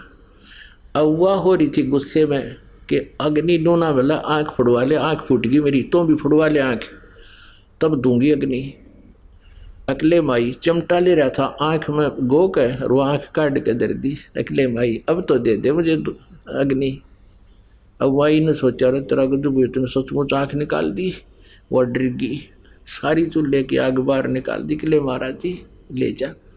उनको पता था कि ये जिस आश्रम से आया है वो महात्मा बहुत सिद्ध पुरुष है, उसने जो वचन निकाल दिया तो तुम्हारे कुल का नाश हो जाएगा। वह डर गई। अब उसने कुछ नहीं कहा बेचारे ने। उसने क्या किया, अपना कपड़ा सा बांध लिया एक आँख के ऊपर के जो निकाली थी और अग्नि रख के और फिर सपीटते भाग लिया। उधर गुरुजी ने देखा भी 2 मिनट हुई, 4 हुई, 5 होगी, 10 मिनट जब होगी आवाज लगाई रहा शेख फरीद हुक्का भरला बेटा, आवाज नहीं आई। थोड़ी देर पाछे फिर लगाई आवाज, तीसरी आवाज फिर लगाई रहा कित मर गया तू शेख फरीद, कहाँ मर गया तू आज। तब उसने सुने गुरुजी तो भाई नाराज हो लिए, वो दूर से ही कहता आ गया गुरुजी, आ गया गुरुजी। बोला के बात होगी थी, गुरुदेव अग्नि बुझ गई आज और गांव से दौड़ के लाया। अका अच्छा बेटा कोई बात नहीं, रख दे। वो कब्र कहो तो पीगस हो गया और वो जाकर अपना एकांत में लेट गया। माई ने सोची जे अब जाऊंगी तब ना जाने महात्मा के कह देगा, सुबेरे तक कुछ उनका गुस्सा कम हो लेगा। उसने सोचा था यो चेला जाकर बताओगा वो लाल पीला होया पाओगा। वह माई सुबेरे मटके के कापण पर ढक्कन पे वह आंख रख कर लेगी और कहने लगी महाराज जी मेरे पे गलती होगी। सारी कहानी बताई, ऐसे ऐसे आपका शिष्य गया था और आग अग्नि मांगे था और मैं दुखी हो रही थी महाराज जी, मेरे से गलती से निकल गया, तू आंख फुड़वा ले। आपके चेले ने आंख निकाल के दे दी या रखी। तो उसने सोचा रहे शेख फरीद गया था, वो बुलाओ भाई शेख फरीद। बाज जाया खां जी कि ये क्या कहानी है, क्या हो गया था बेटा। कुछ नहीं गुरुदेव, आपके होते क्या हो सकता आपके दास को। अरे ये माई क्या कह रही है। तब उसने कहा, माई कहने लगी सचमुच ये ऐसे आंख निकाले, ये पट्टी बांध रहा है गुरुदेव। बोला रहा सचमुच। वो गुरु कहने लगा खोल इस पट्टी को। पट्टी खोली तो आंख साबित पाई, पूरी आंख पाई उसकी शेख फरीद की, लेकिन थोड़ी छोटी थी। अब पुण्यात्माओं इस कहानी का, इस कथा का जो निष्कर्ष निकलेगा उस पे ध्यान देना। अब इतने सिद्ध पुरुष होकर भी वो मोक्ष प्राप्त नहीं थे, मोक्ष की साधना नहीं थी। परमात्मा कहते हैं, परमेश्वर अपनी अमृतवाणी में कि ऐसी ऐसी 24 सिद्धियां भी आपके पास आ जावें तो अगर सत साधना नहीं है तो भी आपका जीवन व्यर्थ है। अब क्या हुआ, अब इस बात से और आसपास खूब महिमा होगी उस संत की, भाई ऐसा संत है, ऐसा संत, ऐसा हो गया। ठीक, कुछ दिनों के बाद उसकी मृत्यु होगी संत की, उस महात्मा की। शेख फरीद तो भक्ति के लिए निकला था और वो तपस्या की मार्ग बताता था। अब जो गुरु था वो साधना बताता था कि तप करो, कष्ट दो शरीर को ज़्यादा से ज़्यादा, तब तुम्हें परमात्मा प्राप्ति होगी, दर्शन होंगे, दीदार होंगे अल्लाह के। अब शेख फरीद वो आश्रम को छोड़ गया क्योंकि वहाँ गद्दी के भूखे थे, उनको गद्दी नहीं चाहिए थी। वहाँ जाकर दूर साधना करने लग गया।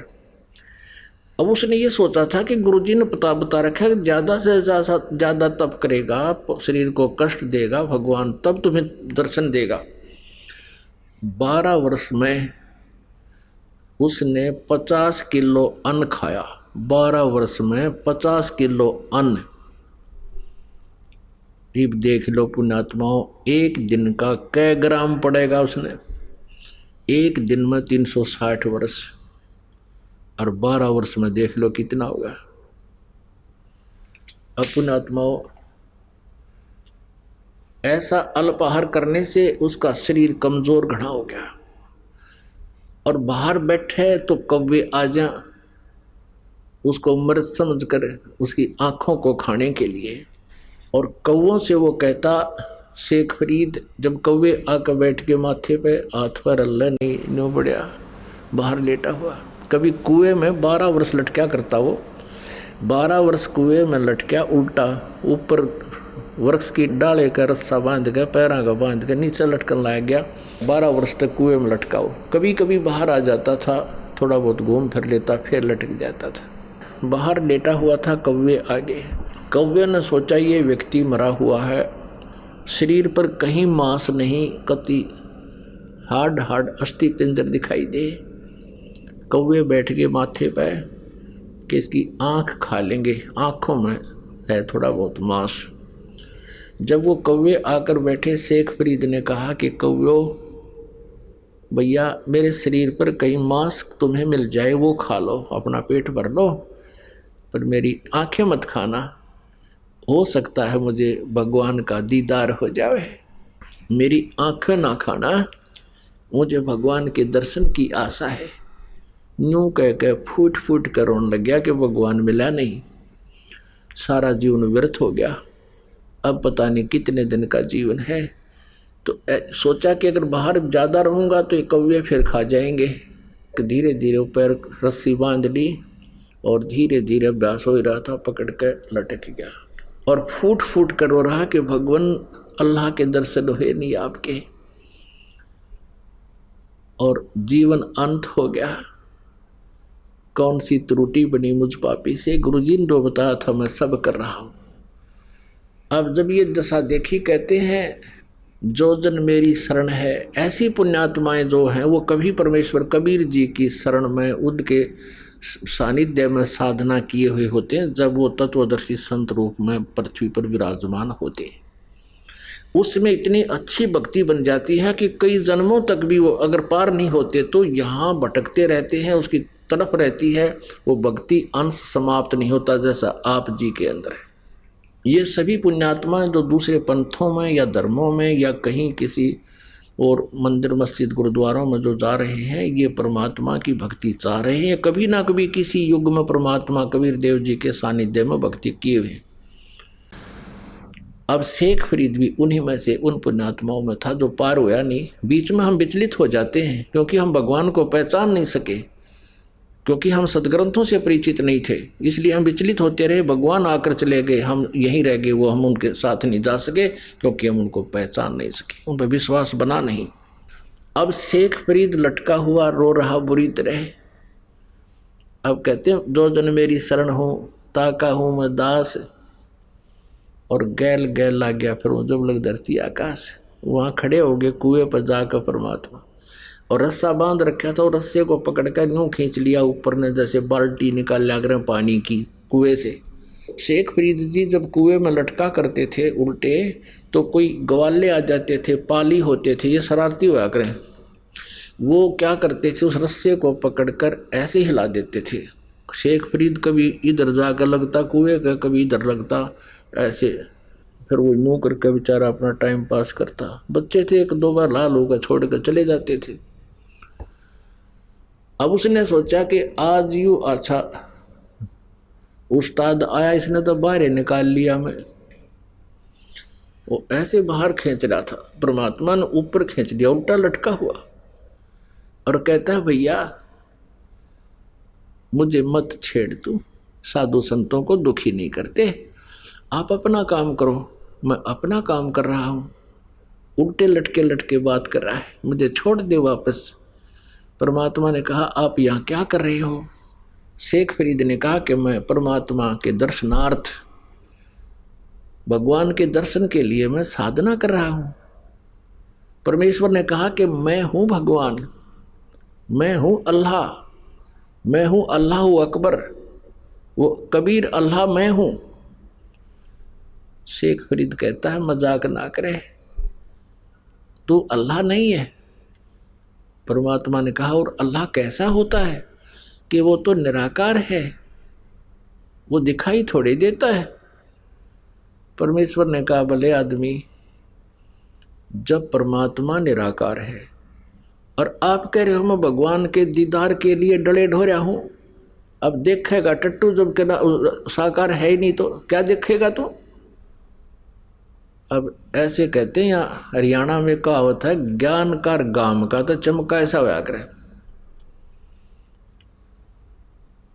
अब उसकी एकदम सारे पुरजे सीधे हो गए शेख फरीद के, और परमात्मा खड़े सामने।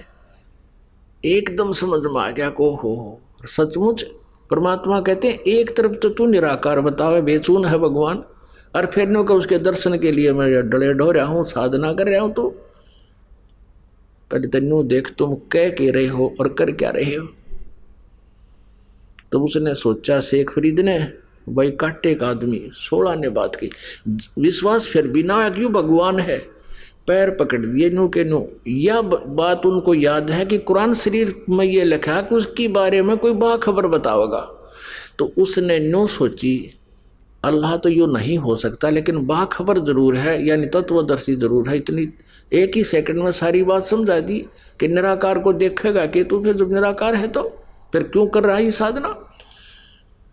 पैर पकड़ के कहने लगा, महाराज मुझे रास्ता बता भगवान का। काजा बता दूंगा। वो खोल दिया रास्ता, बैठ गया। कहने लगे परमात्मा बोले, इस शरीर के साथ क्यों दुश्मनी कर रहा है तुम? ये कहीं लिखा किसी शास्त्र में ऐसा करने से भगवान मिलेगा? शेख फरीद कहने लगे, मेरे गुरुदेव ने ऐसा बताया।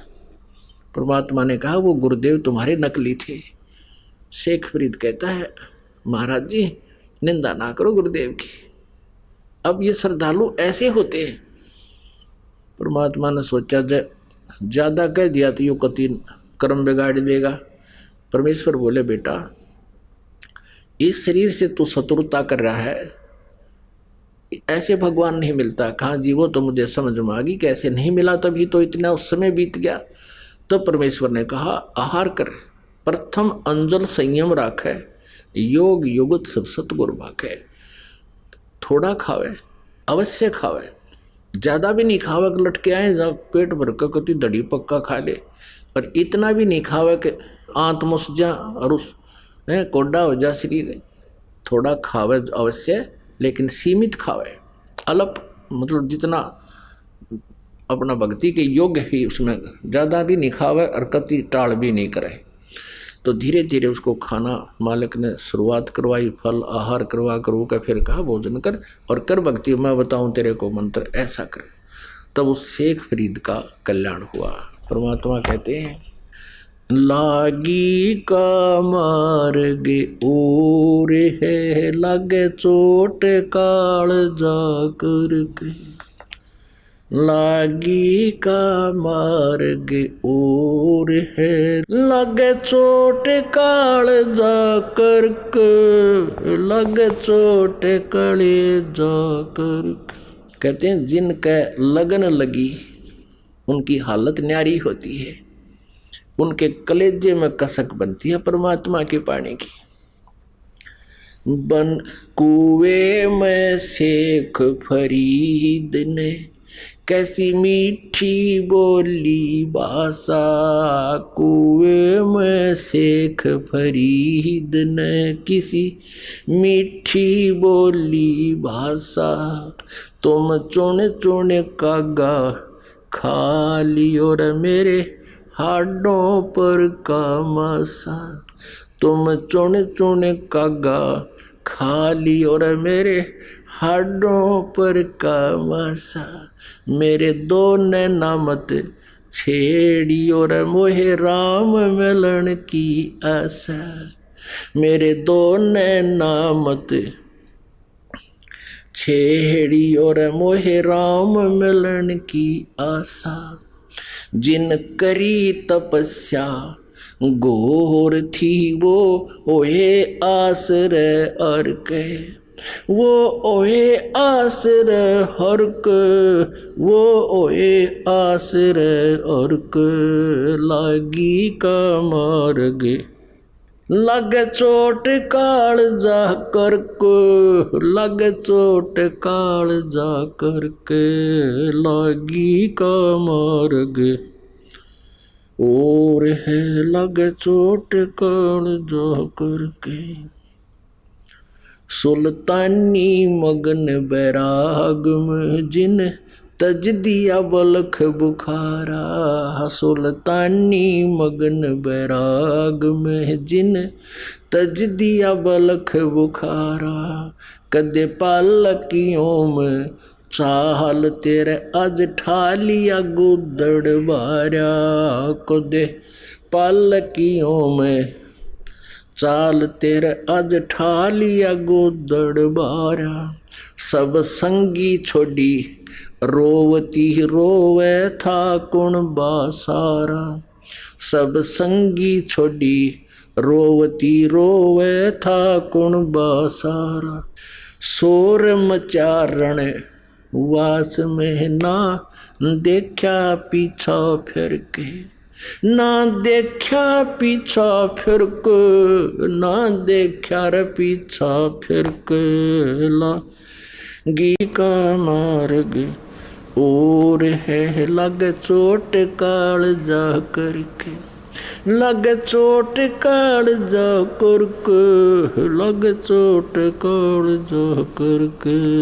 ला बन बीच भर तेरी भूप ने एक मारा ताण निशाना बन बीच भर तेरी भूप ने एक मारा ताण निशाना कोई घड़ी सदी थी आवन की साधु का हो गया आना कोई घड़ी सदी थी आवन की साधु का हो गया आना कोई मुआ मर्ग जवा दियो न तारे धरो न बाणा कोई मुआ मर्ग जवा दियो न तारे धरो न बाणा वो जिंदा कर दिया ढोर था सस बण्या परीक्षा करके सस बण्या परीक्षा करके सस बण्या परीक्षा करके लागी का मार्ग और है लग चोट काल जा करके लग चोट काल जा करके लग चोट काल जा करके लागी का मार्ग गोपी चंद जोगी हो गए जिन ले लिया भगमा बाणा गोपी चंद योगी हो गए जिन ले लिया भगवा बाणा गुरु महल जनाने भेज तेरा बिक डोढ़ी पे अलख जगाना गुरु महल जनाना भेज तेरे डोढ़ी पे अलख जगाना भोजन 3600 छोड़ के भिक्षा का भोजन खाना व्यंजन 3600 छोड़ कर भिक्षा का भोजन खाना तन पड़ गया कमजोर था ना खाया उदर भर के ना खाया उदर भर के ना खाया रे उदर भर के लागी का मार्ग और है लग चोट काल जा करके लग चोट काल जा करके लग चोट काल जा करके लागी का बाजीद कहे उठाओ ऊंट को लोग कहें ये मुआ बाजीद कहे उठाओ ऊंट को लोग कहें ये मुआ रही कुछ नक्सक बिगड़या है नहीं बाजीदा अचरज हुआ कुछ नक्सक उठन आड़ी चीज रही ना गया ओढ़ सलानी सुआ रही उठन वाली चीज नहीं गया ओढ़ सलानी सुआ कुछ नक्सक बिगड़या है नहीं बाजीदा अचरज हुआ कुछ नक्सक बिगड़या है नहीं बाजीदा अचरज हुआ जिन किया अचंबा घोर है तजराज काल से डर के तजराज काल से डर के तजराज काल से डर के लागी का मार्ग और है लग चोट काल जा करके लागी का मार गे। और है लग चोट काल जा करके लग चोट काल जा करके लग चोट काल जा करके। पीपा दरिया में कूद गए जिन कसी करी डेठाई। पीपा दरिया में कूद पड़े रजिन कैसी करी डठाई। वो नरपाड़ा जीत गए जिन सिर धड़की बाजी लाई। वो नरपाड़ा जीत गए रजिन सिर धड़की बाजी लाई। कह मंगलानंद चेतियो तुम सोच समझ मेरा भाई। कह मंगलानंद चेतियो रे तुम सोच समझ मेरा भाई। बिन चेते ये झूठा शोर है कुछ जाइयो शुक्र करके। कुछ जाइयो शुक्र करके कुछ जाइयो रे शुक्र करके लगी का मर गे। और है लग चोट काल जा करके। अपन आत्माओं ये महापुरुषों की गिनती कराई है इस कवि ने। और इसमें उन महापुरुषों का ज्ञान दिया है जिन्होंने परमात्मा के लिए समर्पण किया। अब परमेश्वर कबीर जी कहते हैं ये बातें कैन सुन की नहीं है, ये कर पाड़न की है। ये गान बजान और कैन सुन तक सीमित नहीं रखना है, ये ऐसे करना पड़ेगा। और अब कितना आसान तरीका है। परमात्मा के पाने के लिए योगों से प्रयत्न चल रहा है। एक पीपा ठाकुर नाम का राजा था इधर राजस्थान के अंदर, गिगनौर शहर का, गिगनौर का। वो दुर्गा का पुजारी था और उसको दुर्गा जी जो है साक्षात दर्शन देती थी। और एक दिन रामानंद जी चले गए उधर, क्योंकि रामानंद जी को परमेश्वर कबीर जी के ज्ञान का परिचय हो गया था। और परमेश्वर ने कहा था कि आपकी बहुत महिमा है, आम व्यक्ति आपकी बातों पर विश्वास करते हैं और आप महर्षि प्रसिद्ध हो। आप दास ने जो ज्ञान दिया है इसका प्रचार करो। वो परिचित भी हो गए थे, परमात्मा को देख भी चुके थे सतलोक में रामानंद जी कबीर जी को। एक दिन रामानंद जी ऐसे फिर प्रचार के लिए जाने लगे हैं। रामानंद जी उसी शहर में चले गए, राजा के यहाँ रुक के। राजा बड़ा धार्मिक था। उस दिन कथा सुनाई रामानंद जी ने, जो परमात्मा कबीर देव जी ने, परमेश्वर जी ने उनको बता रखा था, वो ज्ञान सुनाया सारा। तो पीपा जी ने कहा कि महात्मा जी आपकी बात मुझे जची नहीं कि दुर्गा से ऊपर भी कोई शक्ति है। तो रामानंद जी ने कहा कि आप अपनी देवी से पूछ लेना। अब उसने एक विशेष अनुष्ठान किया करता था, जब उसको दर्शन देती थी विशेष अनुष्ठान करवाया। दुर्गा प्रकट हुई। दुर्गा से पूछा कि माता कोई और भी शक्ति है? तो ये देव जो होते हैं झूठ नहीं बोला करते हैं। उन्होंने कहा कि हाँ भाई और शक्ति है, पर वह तुझे मिला को नहीं, तुझे वो दर्शन नहीं देगी। अब पीपा का खटक गया बात है, भाई दर्शन वो क्या सारा काम होगा। अब क्या किया, रामानंद जी ने फिर कुछ दिन के बाद फिर जाना था, वो फिर गए और पूछा कि राजन अब क्या राय है आपकी? तब पीपा जी ने कहा महाराज जी जो बात आप कह रहे थे वह सच्ची है सारी, दुर्गा से मैंने पूछ लिया, अब मैं तो आपके साथ चलूंगा। परमात्मा ने सोची कि राजा आदमी भाई और यहाँ मेरे साथ वो भी नहीं आइए तो आगे फिर कभी दुखी करेगा। तो उसको कहने लगा कि राजन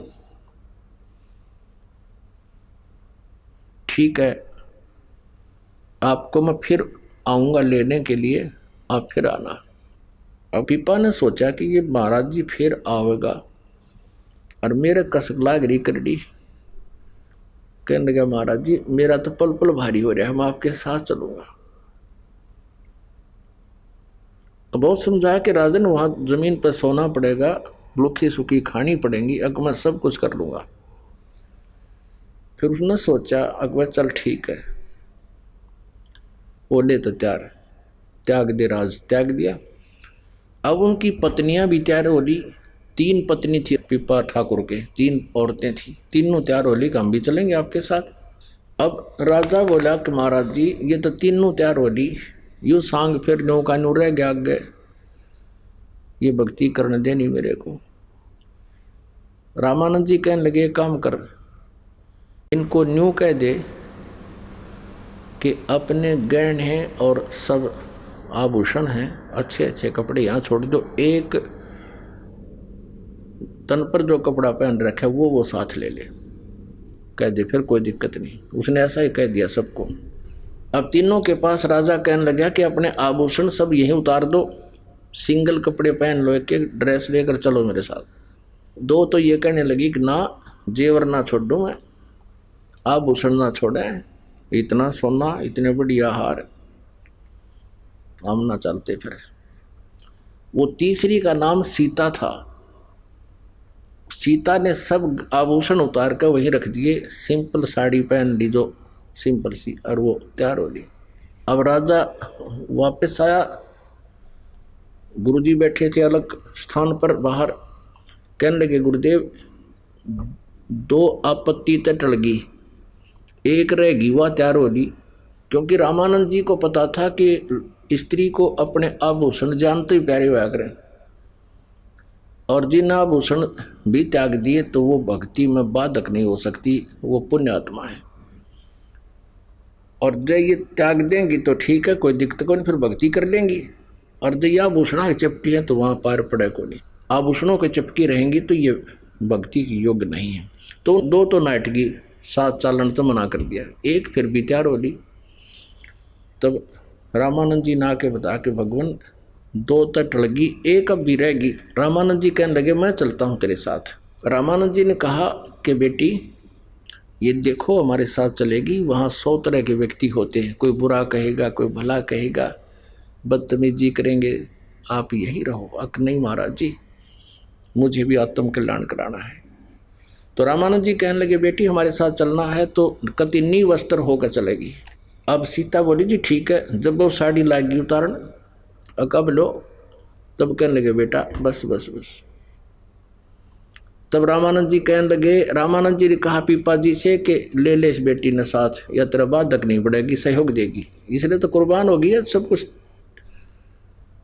और लोक लाज मर्याद जगत की तरण जो तोड़ बगावे, जब कोई राम भगत गत पावे।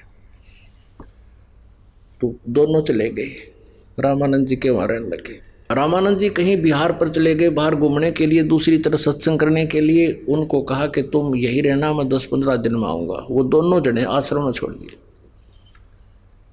उन्होंने सुन रखा था कि भगवान कृष्ण जी की द्वारका जलमग्न होगी, जल में डूबेगी। वो दोनों सीता और पीपा दोनों घूम रहे थे, पति पत्नी यानी भक्त भक्तनी।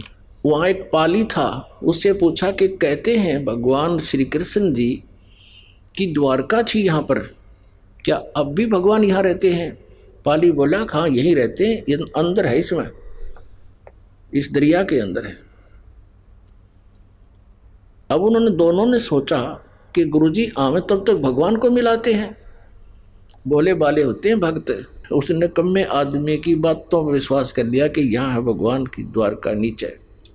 ग्वाल बाल भी है वहाँ पर, खूब खेलते हैं वहाँ पर। उन दोनों ने सलाह मिला ली, गुरुजी आवे तब तक अब तक यहाँ भगवान से मिलाते हैं। चलो, दोनों ने सोचकर कदम छलांग लगा दी दरिया में। अब परमेश्वर कबीर देव जी ने उस दरिया के अंदर ही द्वारका रच दी उन भक्तों के लिए। अब 7 दिन वहां रहे, ग्वाल बाल भी तैयार कर दिए के लागे भगवान ने, और श्री कृष्ण का रूप बना के वहां घूम रहे हैं। 7वें दिन वो चलन लगे वापस, भगवान हम जाओ, हमारे गुरुजी आने वाले हैं। तब कहते हैं श्री कृष्ण रूप में परमेश्वर पूर्ण ब्रह्म ने एक अंगूठी निकाल कर दे दी और पीपा जी को परा दी। उस पर लिखा था कृष्ण। अब कहते हैं क्रय करावा साइया कबीर परमेश्वर ही तीनों लोकों में प्रवेश करके सबका धारण पोषण करता है, यानी सबका जो भी कार्य है वही करता है। अब वो स्वयं अपनी महिमा नहीं कराता। अब उधर से क्या था, जब उस पाली ने देखा कि दो वो साध्वी और साधु भगत भगतनी दरिया में डूब कर मर गए और खेतों में काम कर रहे थे, वो उनको आवाज़ लगाई कि भागियो भागियो। वो बाजे आए 10-20 आदमी। क्या हो गया कि भगत और भगतनी डूब गए नीचे। कैसे डूब गए कि मेरे से पूछ रहे थे द्वारका है यहाँ, मैंने वैसे मजाक कर दिया कि यहाँ है। उन्होंने आपस में सलाह करी चलो भगवान के दर्शन कराते हैं, दोनों छलांग लगा के डूब कर मर गए।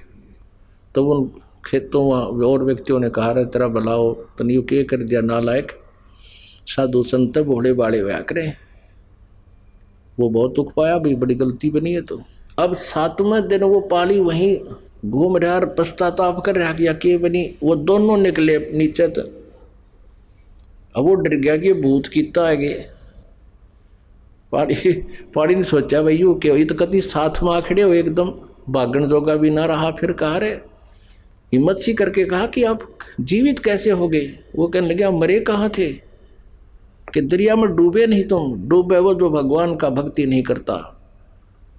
हम तो भगवान से मिलकर आए हैं, श्री कृष्ण के साथ घूमे फिरे, वहाँ ग्वाल बालों से खेले कूदे। अब उनको निकला देख के उन्हें फिर आवाज़ लगा दी कि भाजो भाजो बाबा बाबा। वो दोनों जीवित भागे, वो फिर भागे। और दूसरे उन्होंने पूछा सचमुच तुम कहाँ गए थे, 7 दिन जीवित कैसे रहे। वो कहे हम मरे ही नहीं। तो उनका विश्वास क्यों कर हो, तो भगवान ने इसलिए वो अंगूठी दी थी कि विश्वास हो जाएगा। अंगूठी वो सोना के आसपास भी को नहीं, वो सोने की नहीं ऐसी धातु की थी, अन्य धातु की। दिखाया देख भगवान ने ये अंगूठी दी है, यहाँ तो ऐसी धातु भी नहीं है। उस पर कृष्ण नाम लिखा था। सबका विश्वास हो गया।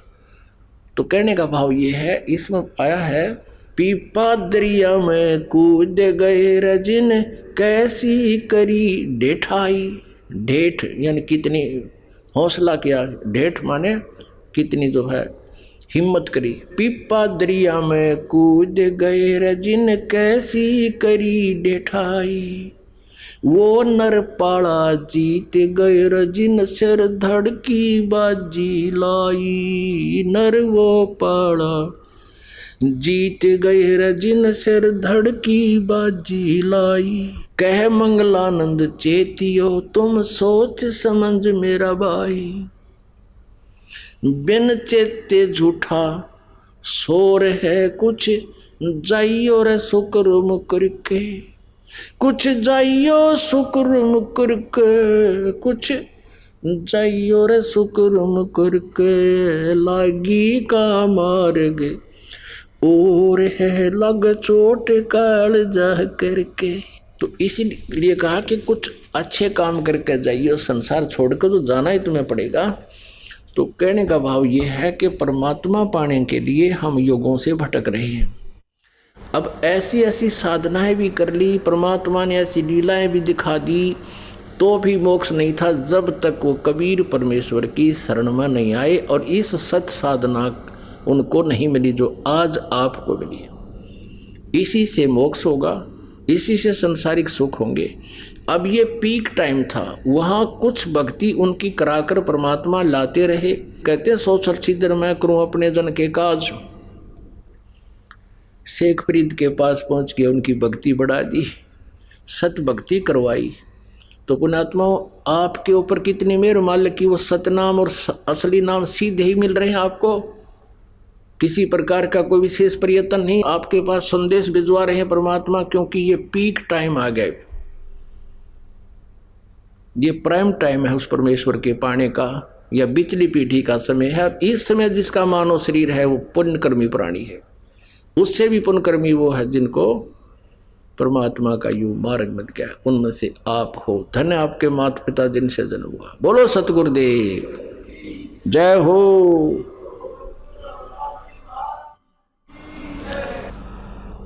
आइए अब हम उन श्रद्धालुओं के अनुभव जानते हैं जो जगत गुरु तत्वदर्शी संत रामपाल जी महाराज जी से दीक्षा प्राप्त कर चुके हैं तथा उनके द्वारा बताए गए भक्ति मार्ग पर चल रहे हैं। सर नमस्कार। नमस्कार। सर क्या नाम है आपका? हेमचंद दास। हेमचंद जी कहाँ से आए? मैं जिला सोलन हिमाचल प्रदेश से। सर संत रामपाल जी महाराज से कब जुड़े आप? मैं 2008 में संत रामपाल जी महाराज जी से जुड़ चुका था। सर संत रामपाल जी महाराज से नाम दीक्षा लेने से पहले आप क्या भक्ति साधना करते थे? पहले मैं अपने इलाके गांव में महाकाली का मंदिर वहाँ पुजारी रहा 15-20-25 साल से। वहाँ पूजा का काम करता था और जागरण कीर्तन, भजन कीर्तन और वो भी जो भी कुछ जैसी पूजाएं आम चलती हैं उस तरह के हम किया करते थे। भंडारे वगैरह आदि किया करते थे।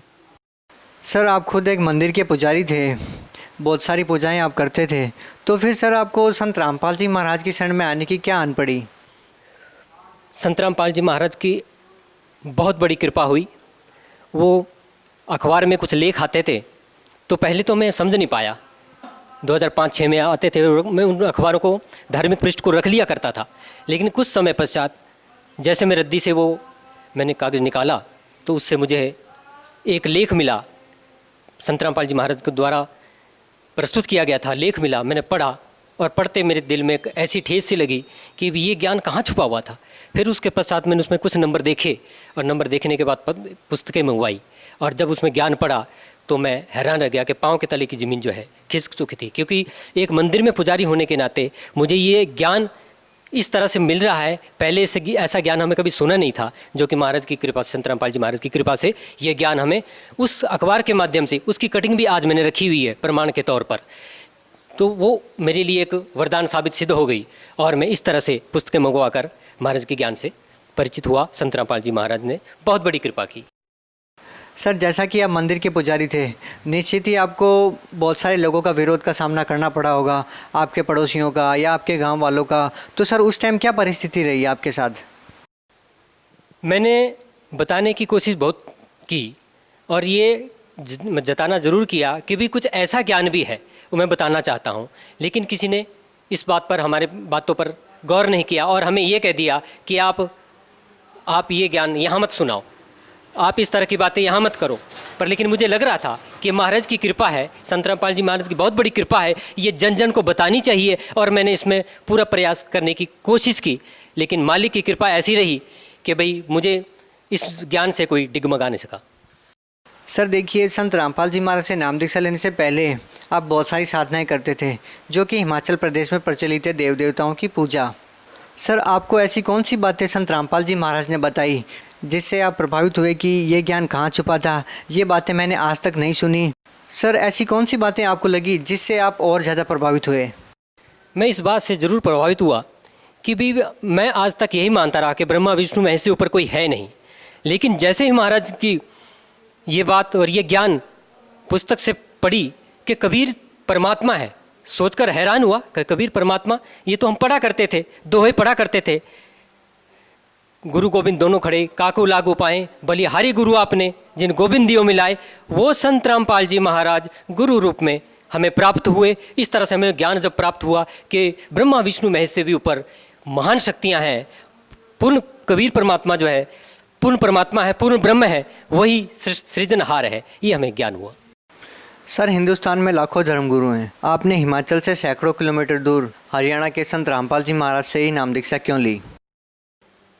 महाराज की ऐसी कृपा हुई कि परमात्मा ने अंदर एक ऐसी प्रेरणा जगाई कि जो ज्ञान उन्होंने दिया कि वो मंत्र जिससे हमारा आत्म कल्याण होना है, जिससे हमारा जन्म मरण का रोग घटेगा, जो हम जनों जनों से भोगकर आ रहे हैं, और ये ज्ञान हुआ कि हमें इस मोक्ष से ये मंत्र जो है महाराज जी हमें प्रदान करेंगे, तो हमें ये बहुत बड़ा आध्यात्मिक लाभ हुआ और एक बहुत बड़ा मंत्र से हमें परमात्मा ने जो है संत रामपाल जी महाराज जी ने ये हमें दान दिया, तो उनकी बड़ी कृपा रही।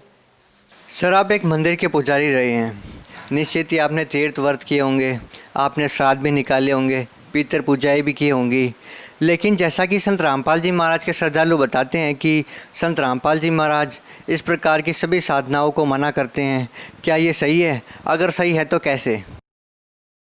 महाराज जी, संत रामपाल जी महाराज जी कहते हैं कि इस तरह की ये शास्त्रों के विरुद्ध साधनाएं आप लोग कर रहे हैं। हमें शास्त्रानुकूल साधना करनी है, जो कि महाराज ने अपने ज्ञान में बताई है और सत्संग में सुनाते हैं और पुस्तकों में बताते हैं, और हर एक भक्त को एक अपने इस ज्ञान के माध्यम से प्रेरणा जगाते हैं कि आप लोग शास्त्रानुकूल साधना करो। और जो आप साधना हम कर रहे थे, ये श्राद्ध निकालना, व्रत रखना, बहुत व्रत रखे, बहुत मतलब श्राद्ध वगैरह निकाले, लेकिन हमें इससे कोई लाभ नहीं होने वाला था। लाभ तो हमें महाराज द्वारा बताई गई, श्री संत रामपाल जी महाराज द्वारा बताई गई विधि से ही, जो शास्त्रानुकूल है, उसी से ही हमें ज्ञान होना था, उसी से हमारे आत्म कल्याण होना था, और इसी साधना से ही हम परमात्मा को, पूर्ण ब्रह्म को, परमात्मा को प्राप्त कर सकते हैं। सर, आप एक मंदिर के पुजारी रहे हैं। आपने लोगों को कहा होगा कि तीर्थ व्रत नहीं करेंगे तो हानि हो जाएगी, अगर पितृ पूजा नहीं करेंगे तो हानि हो जाएगी। निश्चित ही ये बातें आपको बचपन में सुनने को मिली होगी। सर, क्या आपको पितृ पूजा बंद करने से या तीर्थ व्रत नहीं करने से कोई हानि हुई? परमात्मा की ऐसी दया हुई कि मुझे कोई हानि नहीं हुई, और मैं ये अपने आसपास जो भी जानकार हैं, मित्र हैं, गांव वाले हैं, मैं उनसे कहता हूं कि हमें कोई हानि नहीं हुई। क्यों हानि हो सकती है? क्योंकि हम परमात्मा के समर्थ, परमात्मा के शरण में जा चुके हैं। क्योंकि इस परमात्मा के द्वारा जो भी विधि विधान ज्ञान का है, उसमें हमारी रक्षा हो रही है। तो ये देवी देवता, ये श्राद्ध निकालने से जो भी ये छोटी मोटी लाभ है, इससे कोई प्रभावित नहीं हुए, हमें कोई दोष नहीं हुआ, और हमें बल्कि अत्यधिक लाभ हुआ परमात्मा की इस कृपा से। सर, संत रामपाल जी महाराज के श्रद्धालुओं का कहना है कि संत रामपाल जी महाराज से नाम दीक्षा लेने के बाद उनको आध्यात्मिक, भौतिक और बहुत सारे ऐसे लाभ होते हैं जो कि आज तक उनको केवल सुनने को मिले थे। आपको संत रामपाल जी महाराज से नाम दीक्षा लेने के बाद क्या लाभ मिले? महाराज संत रामपाल जी से ज्ञान और नाम लेने के बाद सबसे बड़ा लाभ जो हमें आध्यात्मिक ज्ञान हुआ, ऐसा ज्ञान जो हमने पहले कभी सुना ही नहीं था, ऐसा ज्ञान जो हमें पूर्ण मोक्ष प्राप्त करवाएगा, ऐसा ज्ञान जो पूरी आत्मिक संतुष्टि और बिल्कुल शरीर हल्का फुल्का हो जाएगा, ऐसा ज्ञान परमात्मा ने हमें प्रदान किया। और शारीरिक लाभ भी हुए, जैसे कि भक्तमती जी को पैरालाइज की शिकायत थी, वो जब डॉक्टर से रिपोर्ट करवाई गई तो डॉक्टर भी कहने लगे कि रिपोर्ट में कुछ नहीं आ रहा है और आप शिव को जल चढ़ाओ। हमने कहा कि डॉक्टर साहब, हम तो शिव के मंदिर में, माता के मंदिर में पहले से ही पुजारी हैं, तो जल चढ़ाने से हमें क्या लाभ होगा। लेकिन सबसे बड़ा लाभ हमें परमात्मा के नामदान से प्राप्त हुआ, और आज आत्मसंतुष्टि, बहुत बड़ी संतुष्टि हुई, और सबसे बड़ा आध्यात्मिक ज्ञान लाभ हुआ हमें। जैसे कि श्री संत रामपाल जी महाराज परमात्मा स्वरूप जिन्होंने हमें ज्ञान दिया, उनकी कृपा से हमें ये सारा ज्ञान, आध्यात्मिक लाभ हुआ, शारीरिक लाभ हुआ और आर्थिक लाभ हुआ। सर, आप 2008 से संत रामपाल जी महाराज से जुड़े हैं। उसके बाद बरवाला की घटना होती है और उनके ऊपर आरोप प्रत्यारोप लगते हैं। सर, आपके क्या विचार हैं? इसमें महाराज जी जो सच्चा ज्ञान दे रहे हैं, इसमें ये जो नकली ज्ञान दे रहे हैं, उनको ये बात बर्दाश्त नहीं हो रही है। और महाराज जी ने सबके शास्त्र, सारे शास्त्र खोल कर बता दिए,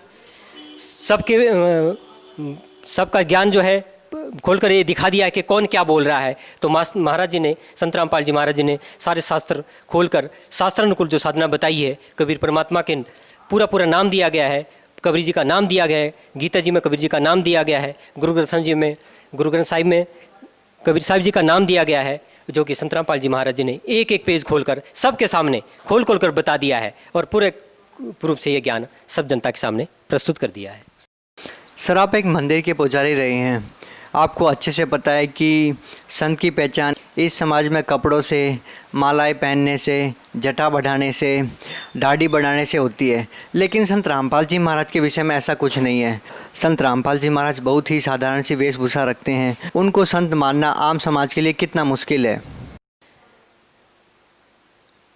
भाई साहब, इसमें सबसे बड़ी बात है कि श्री संत रामपाल जी महाराज ने, जो उन्हें सारे शास्त्रों का ज्ञान है, सिर्फ एक हिंदू वेद धर्मों का नहीं, गीता का नहीं, इन वेद और गीता से लेकर कुरान शरीफ, बाइबल, गुरु ग्रंथ साहिब और सभी वाणियों का जो गूढ़ रहस्य जानते हो, वो एक संत की पहचान है कि सारे गूढ़ रहस्य उन्होंने जनता के सामने खोल के बता दिए कि कबीर परमात्मा ही पूर्ण परमात्मा है, वही सर्वशक्ति है, वही पूजनीय है। कंठी माला सुमरनी, पहरे से क्या हो, ऊपर डुंडा साध का और अंतर राख्या को।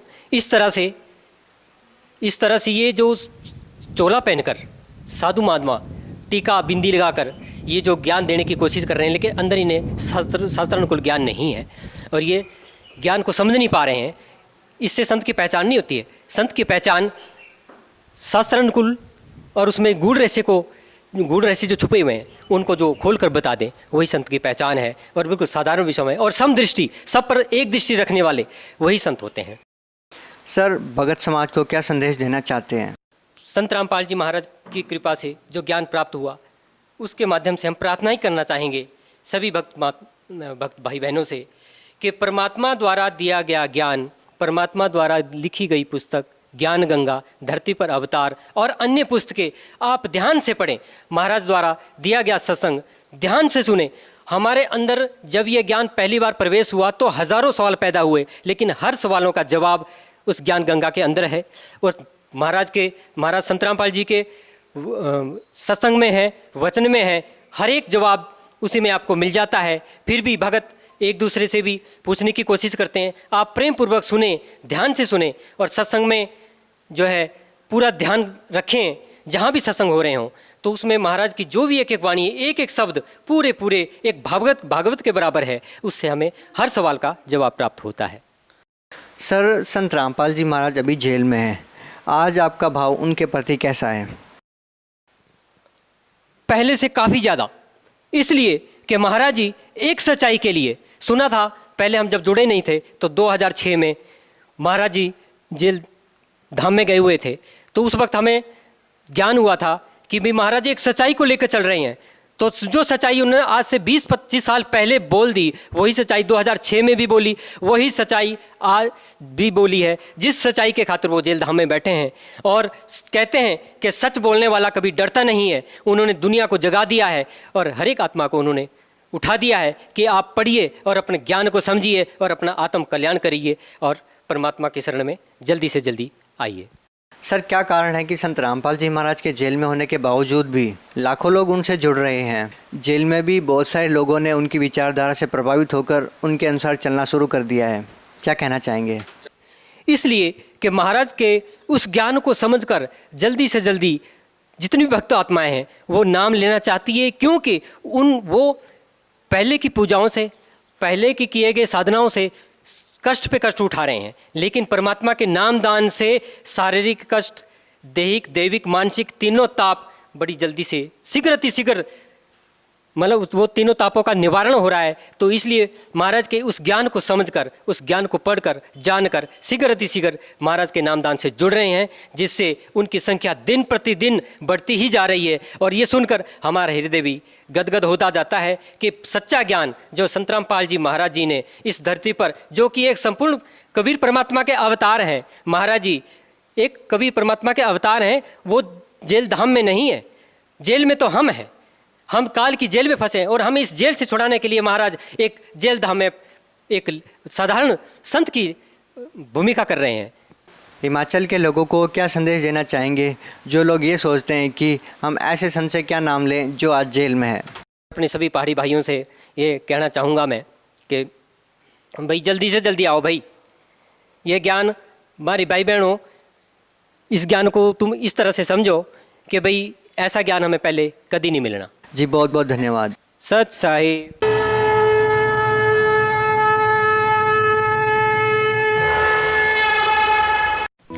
आप सुन रहे थे जगत गुरु तत्वदर्शी संत रामपाल जी महाराज के मंगल प्रवचन। अधिक जानकारी के लिए संपर्क करें 8222-880-541 8222-880-542 8222-880-543 8222-880-544। हमारी वेबसाइट है www.jagatgururampalji.org।